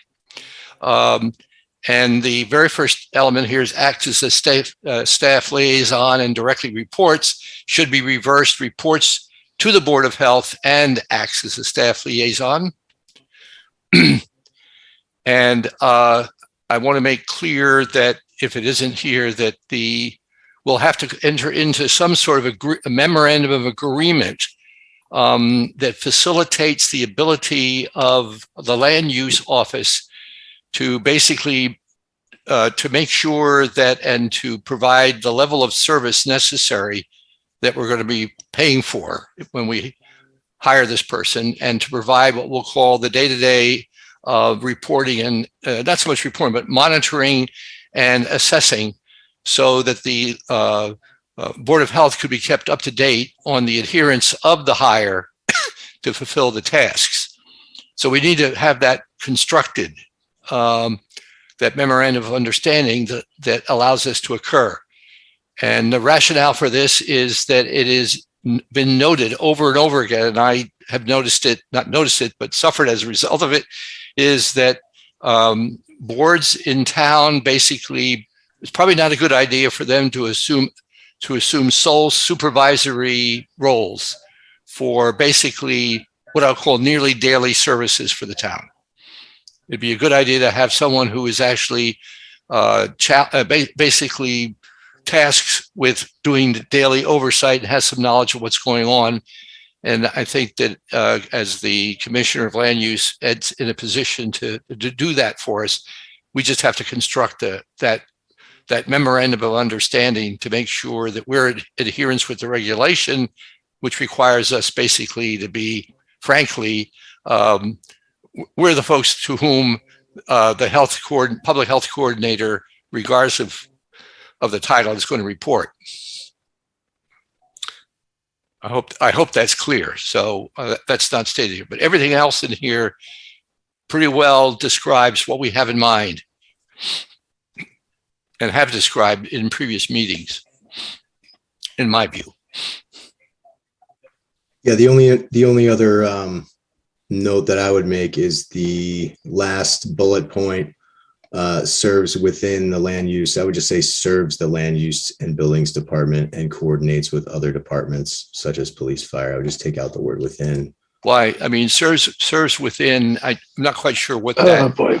What that, could you turn off your sound, Gino, unless you have something to the chair? I mean, Yeah, thanks. I'm not sure what serves within land use means. Yeah, I would just say. I actually like a word there. If it's not within, I think a word there. Otherwise, it says serves the land use and building department. Yeah. It makes it sounds like the role. Yeah. Serves them and them only. Right. That's one of my concerns is too. Or it could just say coordinates with the land use and buildings department as well as other departments such as police, fire, etc. Since Ed, I think this is really like the bullet point describing organizationally, should we say operates within the land use and buildings department and coordinates with all of those others? Would that be smoother? Or how about the administrative services and support will be provided by the land use and buildings department? Yeah, that's a good one. That sounds good. I like both of them. How about if we start with operates within and receives the services of the administrative staff? What does operates within mean? I'm Within the missing land that. use and buildings department, and then receives services. In other words, she will be lodged within the land use department. Is that what you're saying? Sitting there inside. Correct. They'll come in. They'll have their office within. The office manager, business administrator will be the admin for your agent or your now coordinator. Sorry, I'll move away. So, you better. Yeah. that memorandum just gets more difficult every second. So just to bring you guys up to speed, glad we're moving forward, and having a good discussion on this, but the memorandum of agreement or understanding, we put a quick draft together. I sent it over to the town administrator's office. He's going to put in the appropriate edits, but it starts something like this, just so you guys have an idea. It says, whereas under Mass General Law, Chapter 111, subsection 27, provides that the Board of Health may employ necessary officer, agent, coordinator, et cetera. And we have a lot of blanks to get filled in that will go out. And then whereas provides the town administrator with the approval from, and this is an old draft, so it's going to have some, because it was a vote at town meeting back in 2014. So it's going to say selectmen. We'll make the correct edits, but the town administrator with the approval of the select board may perform other duties as requested by them. Whereas the policy document guidance by the old personnel board and approved regarding performances. So this goes through where you guys, the memorandum agreement will be between the select board and the Board of Health. And then from there, that agreement puts the oversight of your health coordinator as a direct report to you, but daily oversight will be the town administrator or their designee, which will then be the director of land use and buildings. Yeah. Make sure we get a copy of that. Yeah. Once we get a more complete copy with the correct edits, I just want to let you know we have one in hand that we're trying to get a good draft out to you guys, hopefully for your next, the 28th, I believe, or whenever it is. Thanks for doing all that legwork. Yep. So otherwise, everyone's in agreement and we're good to make those edits. Yeah, go ahead, Dan. Sorry, two quick things. One, again, this is a job description, position description, really, rather than an administrative organizational structure piece. But so we, second bullet point under essential functions, state sanitary environmental code, we might want to simply include, as well as town public health regulations, bylaws, and orders. Mm-hmm. I mean, that kind of goes in the job description anyway, as far as that's obviously part of the position, but just so we're clear that the expectation is there, an enforcement agent, both for state as well as for our piece. I do have a question regarding this position, or again, slightly more organizational structure as part of the move away from Neshoba, is that we need that public health nursing piece as well that we've talked about trying to outsource and those other pieces. But what position is going to be coordinating and ensuring that the public health nursing needs are met, are organized, or coordinated if we're outsourcing? Like who's that conduit? I would think this person should be that conduit of, are we meeting that piece as well? But there's no discussion. I don't see any way of an oversight, a coordination, responsibility for ensuring public health nursing, public health medicine, public health dental, vaccination clinics, all those truthfully clinical type roles that are a mandate under Board of Health for a community. I don't see any of that pieces here of how we're going to ensure that both this new mini department is going to make sure that those things happen, and who's that last stop? Where's the buck stop from a day-to-day piece that while the board can say this must happen, the board's job is not to be doing day-to-day operations of doing that coordination. That's inappropriate, obviously, as you know, for a board. So I just want to make sure that if this is a job that's coming in, who's covering it and making sure it's happening. Yeah, that should and would be the responsibility of this public health coordinator to coordinate the public nursing needs of Littleton.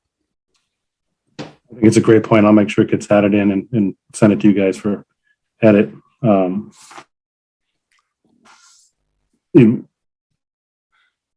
That's the job description, but then in some of the drafting that I did with HR for how we post and how we advertise, it does say an effective communicator that will work closely with and have oversight of. So I'll just make sure it goes from the advertising piece into the job description piece. I think it just got moved down. So okay, cool. Yep, great. So are you going to do the edits on this and then send it around once again, and then we'll sign off on it? What's the next step? That could be. I'll make sure I get a revised version to Janet so she can circulate it among the board. Okay. At the same time, if you guys wanted to make a motion to approve with suggested edits, so that we can get it onto the select board's agenda, and that way it gives you a working document that you can work on up until their meeting. Okay. And their meeting's on the 22nd? Correct. Okay. Is everybody comfortable with that? When do you think we'll see the edits from Janet? I guess is the question. Tomorrow. So do you guys want to vote on it tonight, or do you want to do it Friday quickly, or what do you want to do? We can just have a motion subject to the edits consistent with what has been discussed and agreed to tonight. So moved. Is there a second? Dan Kane seconds. Gino Fratelloni. Just shake your head. You're muted.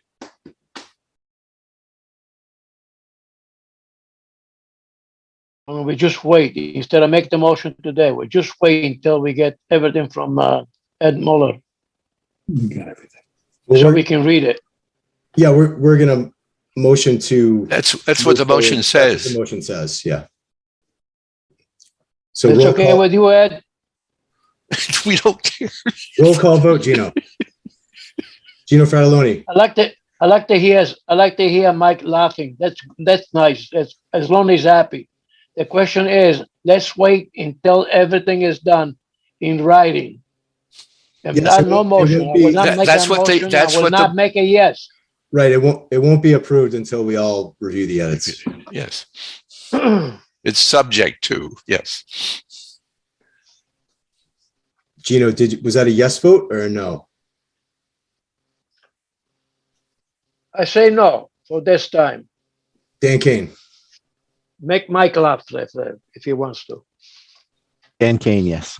Matt Wason. Matt Wason, yes. Mike Zeldin. Mike Zeldin, yes. And Kevin Baker votes yes. Oh boy. In regards to the public nursing piece of it and description, I don't know if we had time to review that job description or if it was something that was even put together yet. Janet, did you see a copy of that? You're muted. Can't hear you.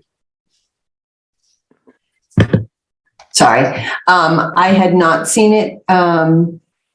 This is what was, Judy was just sharing a screen of what was in the select board's packet.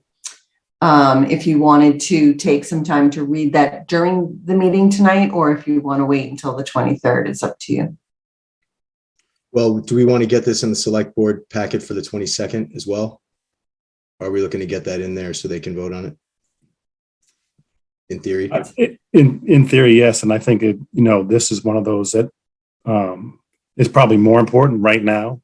Okay. To get in front of them, because if both you and them approve the draft and we can get it posted, okay, this position can be posted right away. And so can we just take a couple minutes, and Judy, would you mind posting that again? Thanks. Should I read it aloud, or can everybody see that? And I'll let everybody read.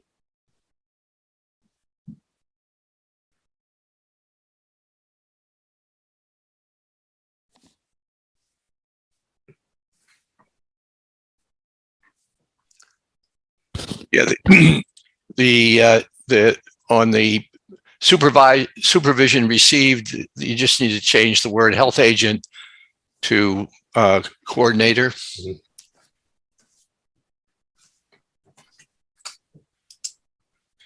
Could you move that up a bit from job environment? Thanks.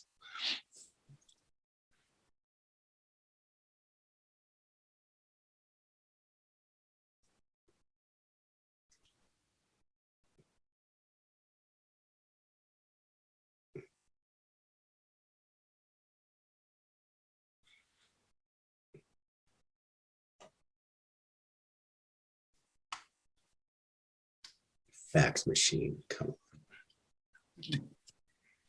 Keep going.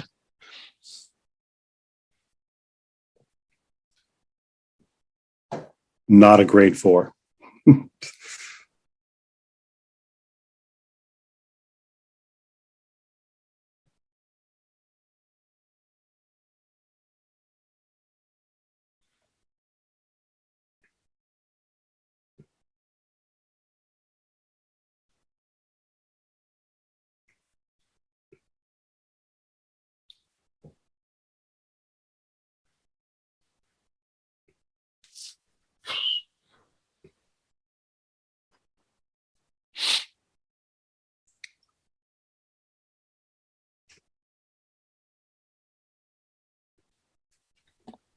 Could you scroll down a little bit, please?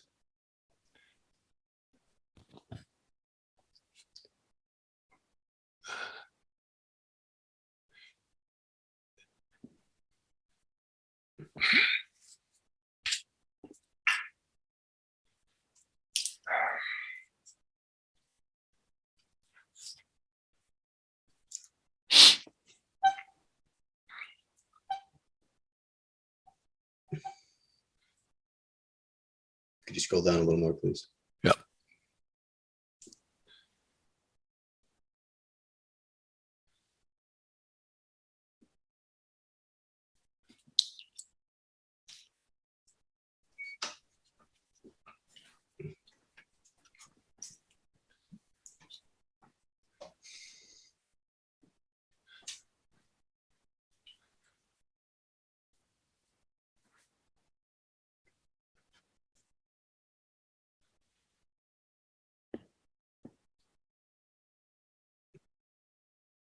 A little more, Judy, please.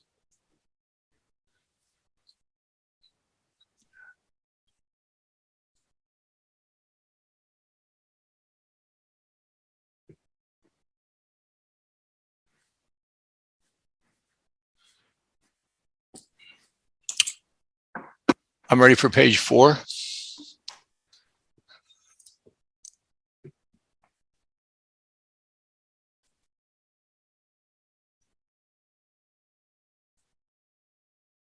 Ed, do you want to say again, not a grade 4? Not a grade 4. What is the grade? That will be done by the HR department in conjunction with the new personnel advisory committee that was just assembled at the last select board meeting.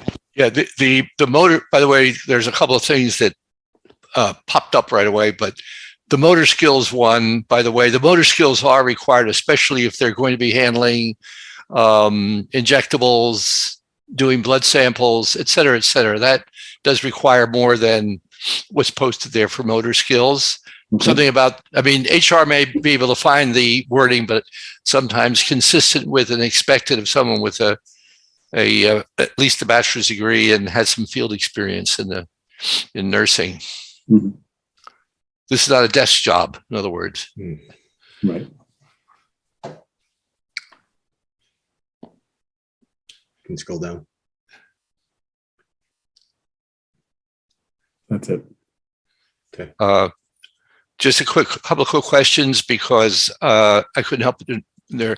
First of all, a lot of what's required of the nurse as well as the health coordinator, but especially the nurse, because it's more tilted toward what we'll call the medical as opposed to the public health. It's a crazy mix. And so are we really equipped to provide the security for confidentiality under HIPAA? Number one. Because if you're going to ask somebody to do it, they don't come in a little hip pocket with HIPAA in their pocket. You have to provide it. And the other thing is this intended to also satisfy in case it becomes very obvious that our need is not necessarily 24/7, 365 days, et cetera. This can be outsourced. So I'm not suggesting that it has to be or should be.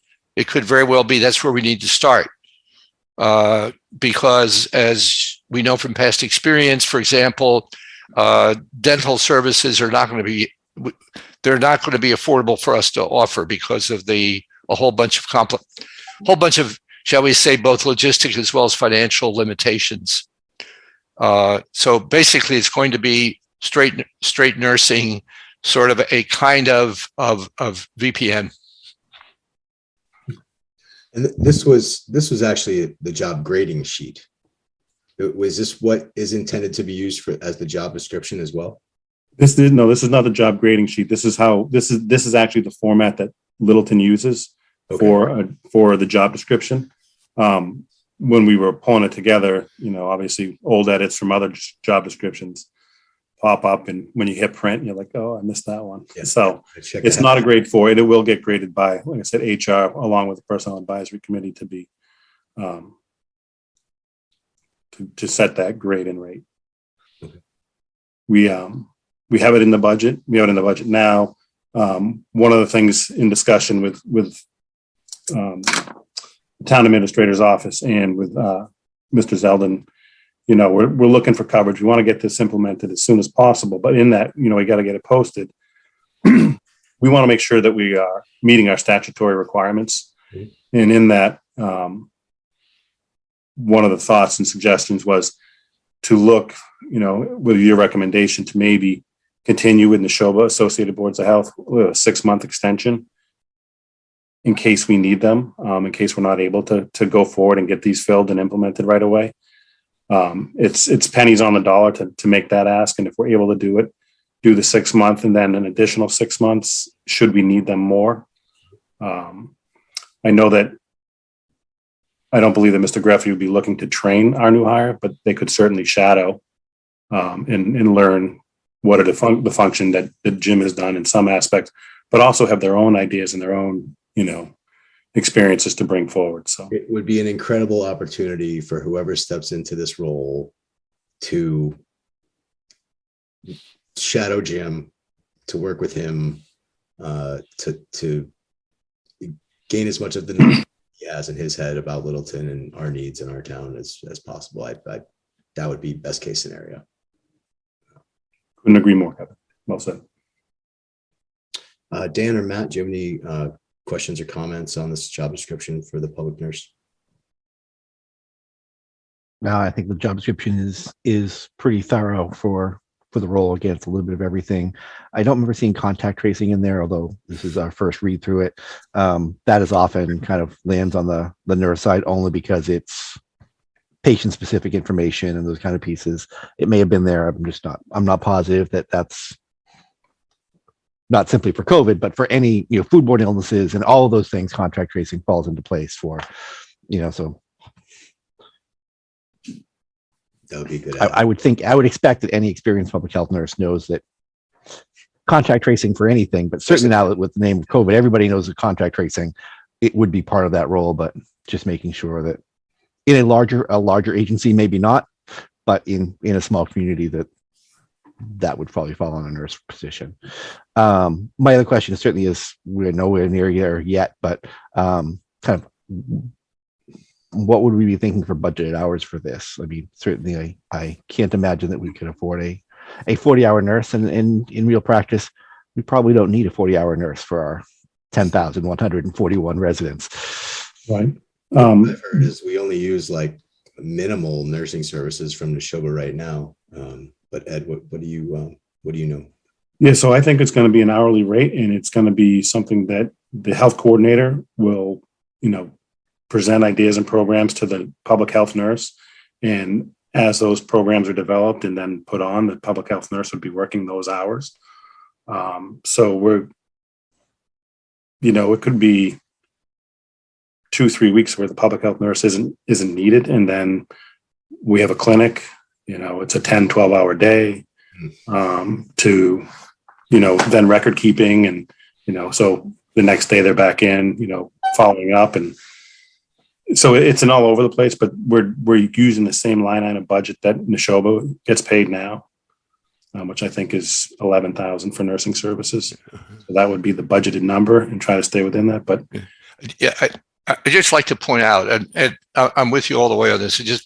We're into the, shall we say, into the unknown when it comes to financing the operation. But I'd like to point out that the number supplied by Neshoba for 11,000 or whatever the portion of our total assessment for the nursing services, remember that they are serving at least 13 other communities, and also operate a visiting nurse operation that serves towns that aren't members of the Neshoba Association. So they have on the order of somewhere between $300,000 to $400,000 worth of business for the nursing side only. That's their total budget for all their communities, most of which is consumed by towns that are further away from us and not contiguous with our borders. So that number of 11,000 is probably an underestimate for what a nurse serving Littleton might be asking or looking for. Just putting a flare up, not suggesting it's wrong. I'm just saying it's a flare. yeah, I believe that this is one of those positions that, as you see the public health nurse in action, Yeah. the town and its boards will realize the value and will look to implement. So let's get it in-house, and then let's go from there. No, I definitely want it. I just don't want sticker shock to hit everybody at once. Right. It's a quick ballpark. That's about 6 hours a week, not including. That's about 6 hours a week, give or take, at a relatively low rate, and not including car expenses or vehicle expenses, which they're going to have to pay as well. So that's light. It's a good start though. And as we grow this and bring it in-house, and we really identify the needs, and I noticed one of those line items on that job description was seek state funding and see what resources are out there. And let's hope King Street and the Common grow rapidly. Yes, I agree. So is the board ready to make a motion to approve this job description? Someone on the board ready to make a motion to approve this job description? I'll make a motion that we approve the job description with the edits we've discussed. I'll second it. Okay, roll call vote. Gino Fratelloni? I think we can't hear you. Nod your head, yes. I don't need to nudge my head. I say yes. All right. Dan Kane? Dan Kane, yes. Matt Wason? Matt Wason, yes. Mike Zeldin? Mike Zeldin, yes. And Kevin Baker, yes. Thank you, Commissioner Mullen. Thank you for your time, board members. I really appreciate it. we'll get these out to you right away. Great, thank you. So Gino, we wanted to have that discussion regarding your associates that you brought up last week regarding indoor masking. Right. The two ladies, and they have a desk apart from each other about 9 feet. So they have to wear a mask because that's what we recommend. The question is, there are only two ladies there in the office and they're working with a mask all day long. So I say I will mention it to the Board of Health and see what the Board of Health group will say yes or no. Do they have an They air like to have purifier? that. Pardon me? They're working for the state. Do they have an air purifier? Yes, they do. And they're able to open a The window? quest- They don't have open window. No, they can't open the window. But the question is, they're working for the state, and anybody comes in, they have to knock on the door because the door is locked. Mhm. And they have a window in the office they can open, and they can talk to whoever's there. They pay their rent and so forth. And I says, let's see what happens. I says, if they're separated for 9 feet and somebody comes in, when they knock on the door, they have to open the door. Then they put the mask on. So I figured that maybe they should be able to work in the office without a mask. I mean, they can have it, but without in their mouth. But I say I will talk to you guys. That's it. Any comments from board members? Certainly, I hear the message, and certainly I don't think it matters who their employer is.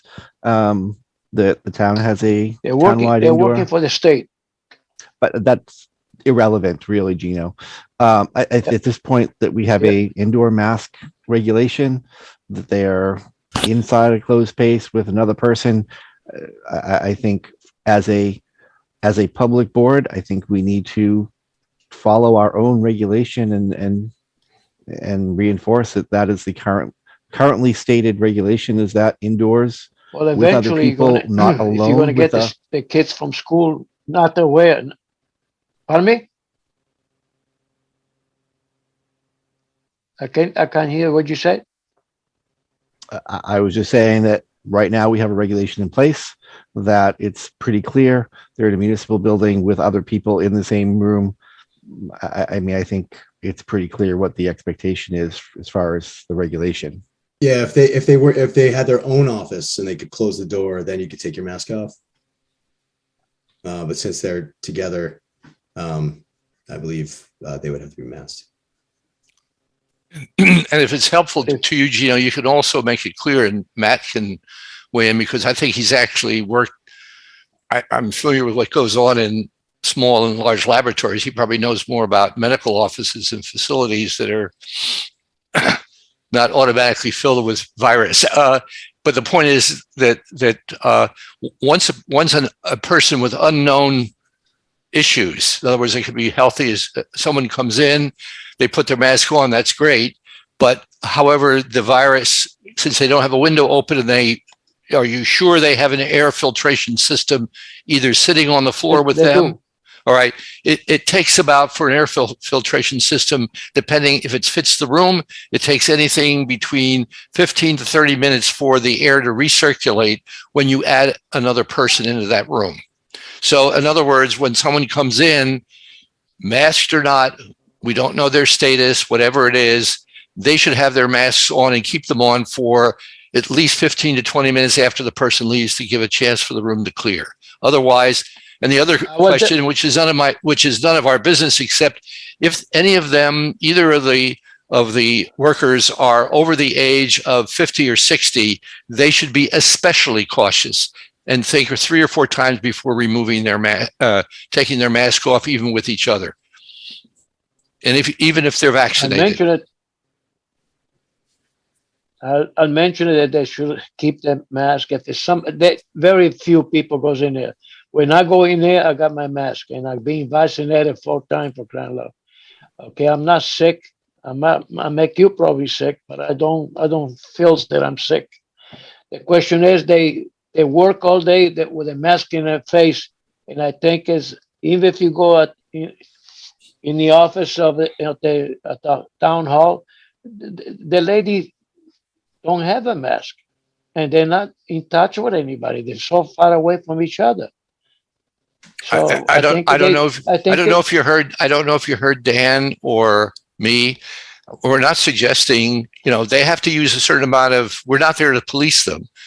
You asked a question, and the question is that if someone comes in, they should have the mask on.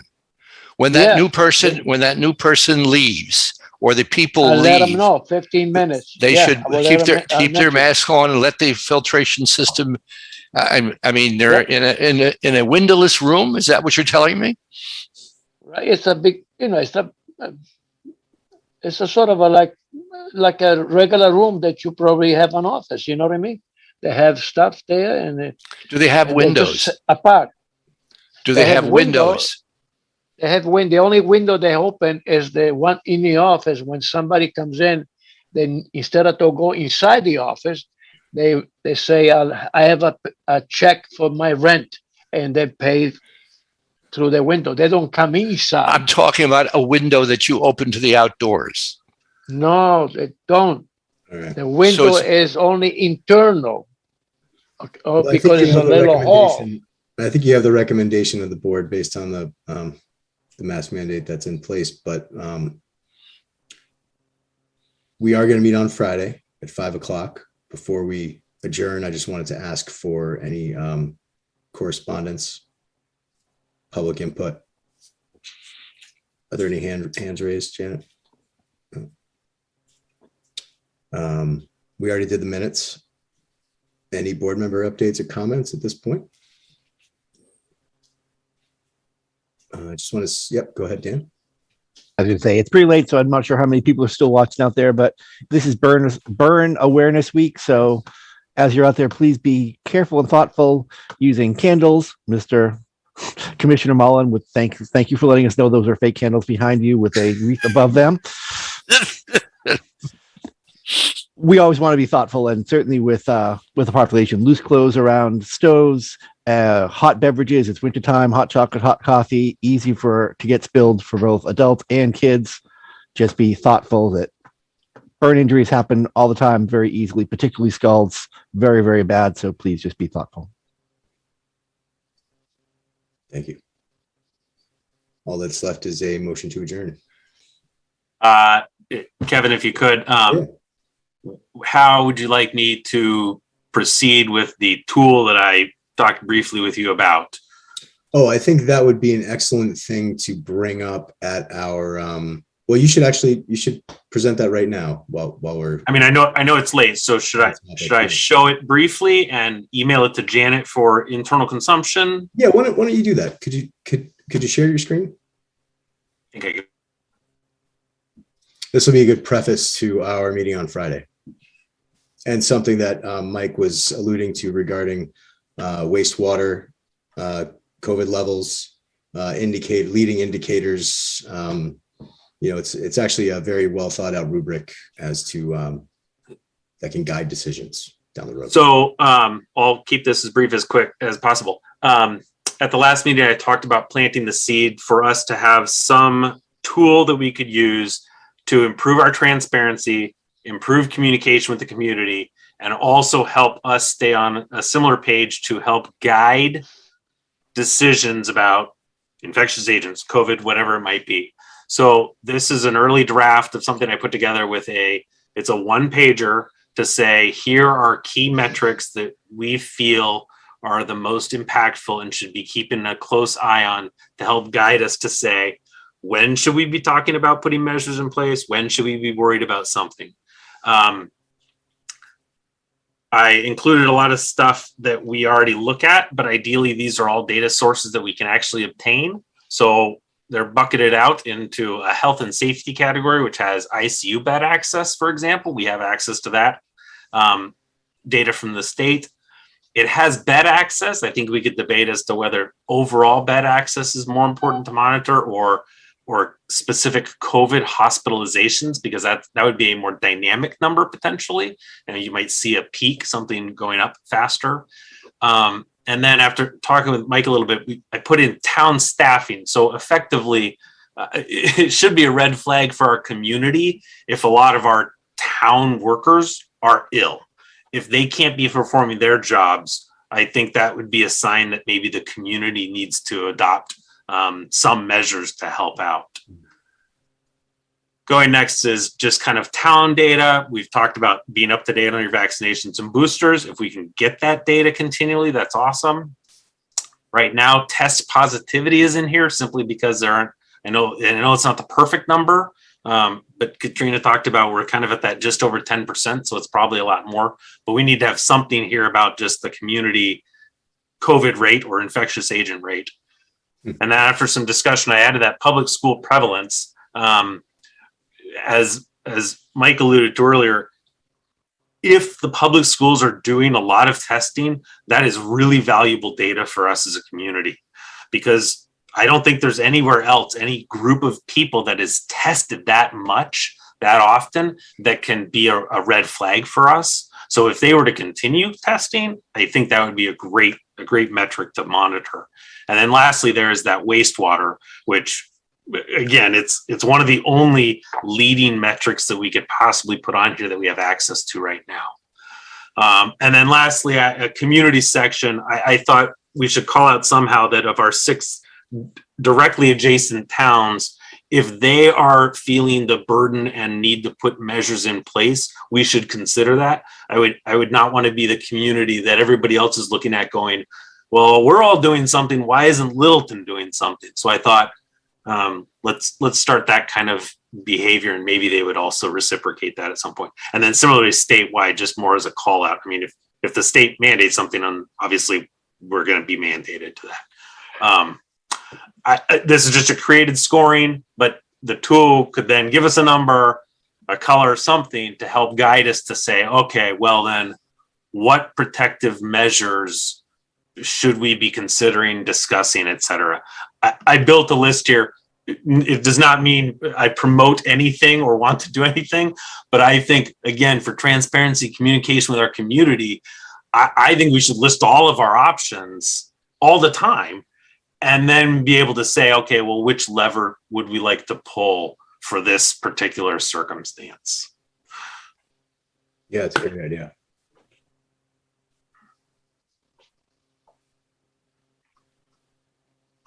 And this is something that can be, put up on the website and sort of adjusted real time as things change. And I would love that. I mean, I think if it's something that's pretty dynamic, that obviously data comes out at different times, but that doesn't mean you can't update that chunk of data when that data is fresh. Yeah. And I mean, this is an incredibly useful tool. This is also something that we could use basically as a way of alerting the public ahead of time, especially if we can get some of the ones under health and safety and the wastewater assessment going on. We could basically say, look, something is coming, get ready. And here are some of the measures we suggest that you use. Mm-hmm. And it could turn out that we don't need, to become mandate or regulations. Our definition of emergency basically can be greatly reduced, along with the risk to the population, by having a tool like this not only available for people to evaluate making their own decisions. Because that's what a lot of this is. I'd much prefer individuals in town, now experienced, use all the tools that are available, especially the ones we've got now, from testing all the way to using masks when it's most appropriate to do. So I think this is a great tool. I agree. Mike, before I forget, did you get the name of the contractor, the company that tests the wastewater? Okay. Yeah. I went further than that. I'm sorry. Yeah, I did a couple of weeks ago, and the way I tried to implement it, because we're going to need the cooperation of basically one of the municipal offices to pull this off. And so I contacted the water and sewer department here in town and asked them to take a look at which of our systems, especially the ones that serve the town hall, the high schools, the schools in general, as well as the fire department, basically our own Sentinel, our own wastewater site, as to supplement and maybe assist us more than and in addition to what we can get from Boston directly. Mhm. So that would be, that's probably one of the most important tools we could have here, at least for COVID and other infectious diseases. And I'm glad to see, that we're on top of this through Matt. Yeah, thank you, Matt. I don't know what next steps would be. Do we want to maybe refine it a little bit, add some things? Yes. So I would like to get it out. A lot of these numbers I just threw in here. So I think we should talk, we should have some, round robin on, are we missing anything? Are these the right things? And then what should those kind of targets be? Yeah. What do we think is green, yellow, and red for each of them? Do you want to send that to Janet so she can circulate it? And then maybe we can circle back at our February 23rd meeting. Yeah, I would also suggest that we let Katrina take a look at this. Yeah. Because most of this stuff is frankly various stages of they're epidemiological in nature. Yes, Katrina, if you're still here, thank you very much. I did send it to her and she gave some very valuable feedback. I haven't quite incorporated it because it was late this evening. Got it. And my last comment is, Janet, do you think it's possible to reach out to Martinage Engineering Associates, who does the monthly wastewater treatment plant up at the high school that serves? They don't, I can tell you ahead of time, there are only 3 companies in the state who have the capacity to do the titrations of virus. They may be able to get the samples, but those samples have to be collected in a certain way. Okay. So it's a whole, we don't have to go through it tonight. It's basically a whole set of requirements, technical requirements that have to be met before the sample can be used in the manner in which we're trying to use it. So what are next steps on that? Well, as I said, I contacted Mr. Lawler at the water department, and he agreed that he would basically contact the company because they're used to dealing with the piping and everything else that serves that system. Okay. The inspection of it is different than what's the anatomy of the sewer system that we've got. Mm-hmm. And where are the tap-in points and what's the nature of the material that appears in those in that system and where. It could very well be that it's only marginally useful. And that's one of the first questions we have to ask and answer. And hopefully he'll contact the company who does that work for Boston, and we can get some idea of what's involved directly, and also, very frankly, the cost, and then we can assess the benefit. It could very well be that it's no better, no worse than what we can get from Boston. Janet, do you want to see if Nick can join us on February 23rd? That'd be great. Does anyone else have any questions, comments, anything they want to bring up before the end? We're good. All we need is a motion to adjourn. I'll make a motion. I'll second. Roll call vote. Gino Fratelloni. Yes. Dan Kane.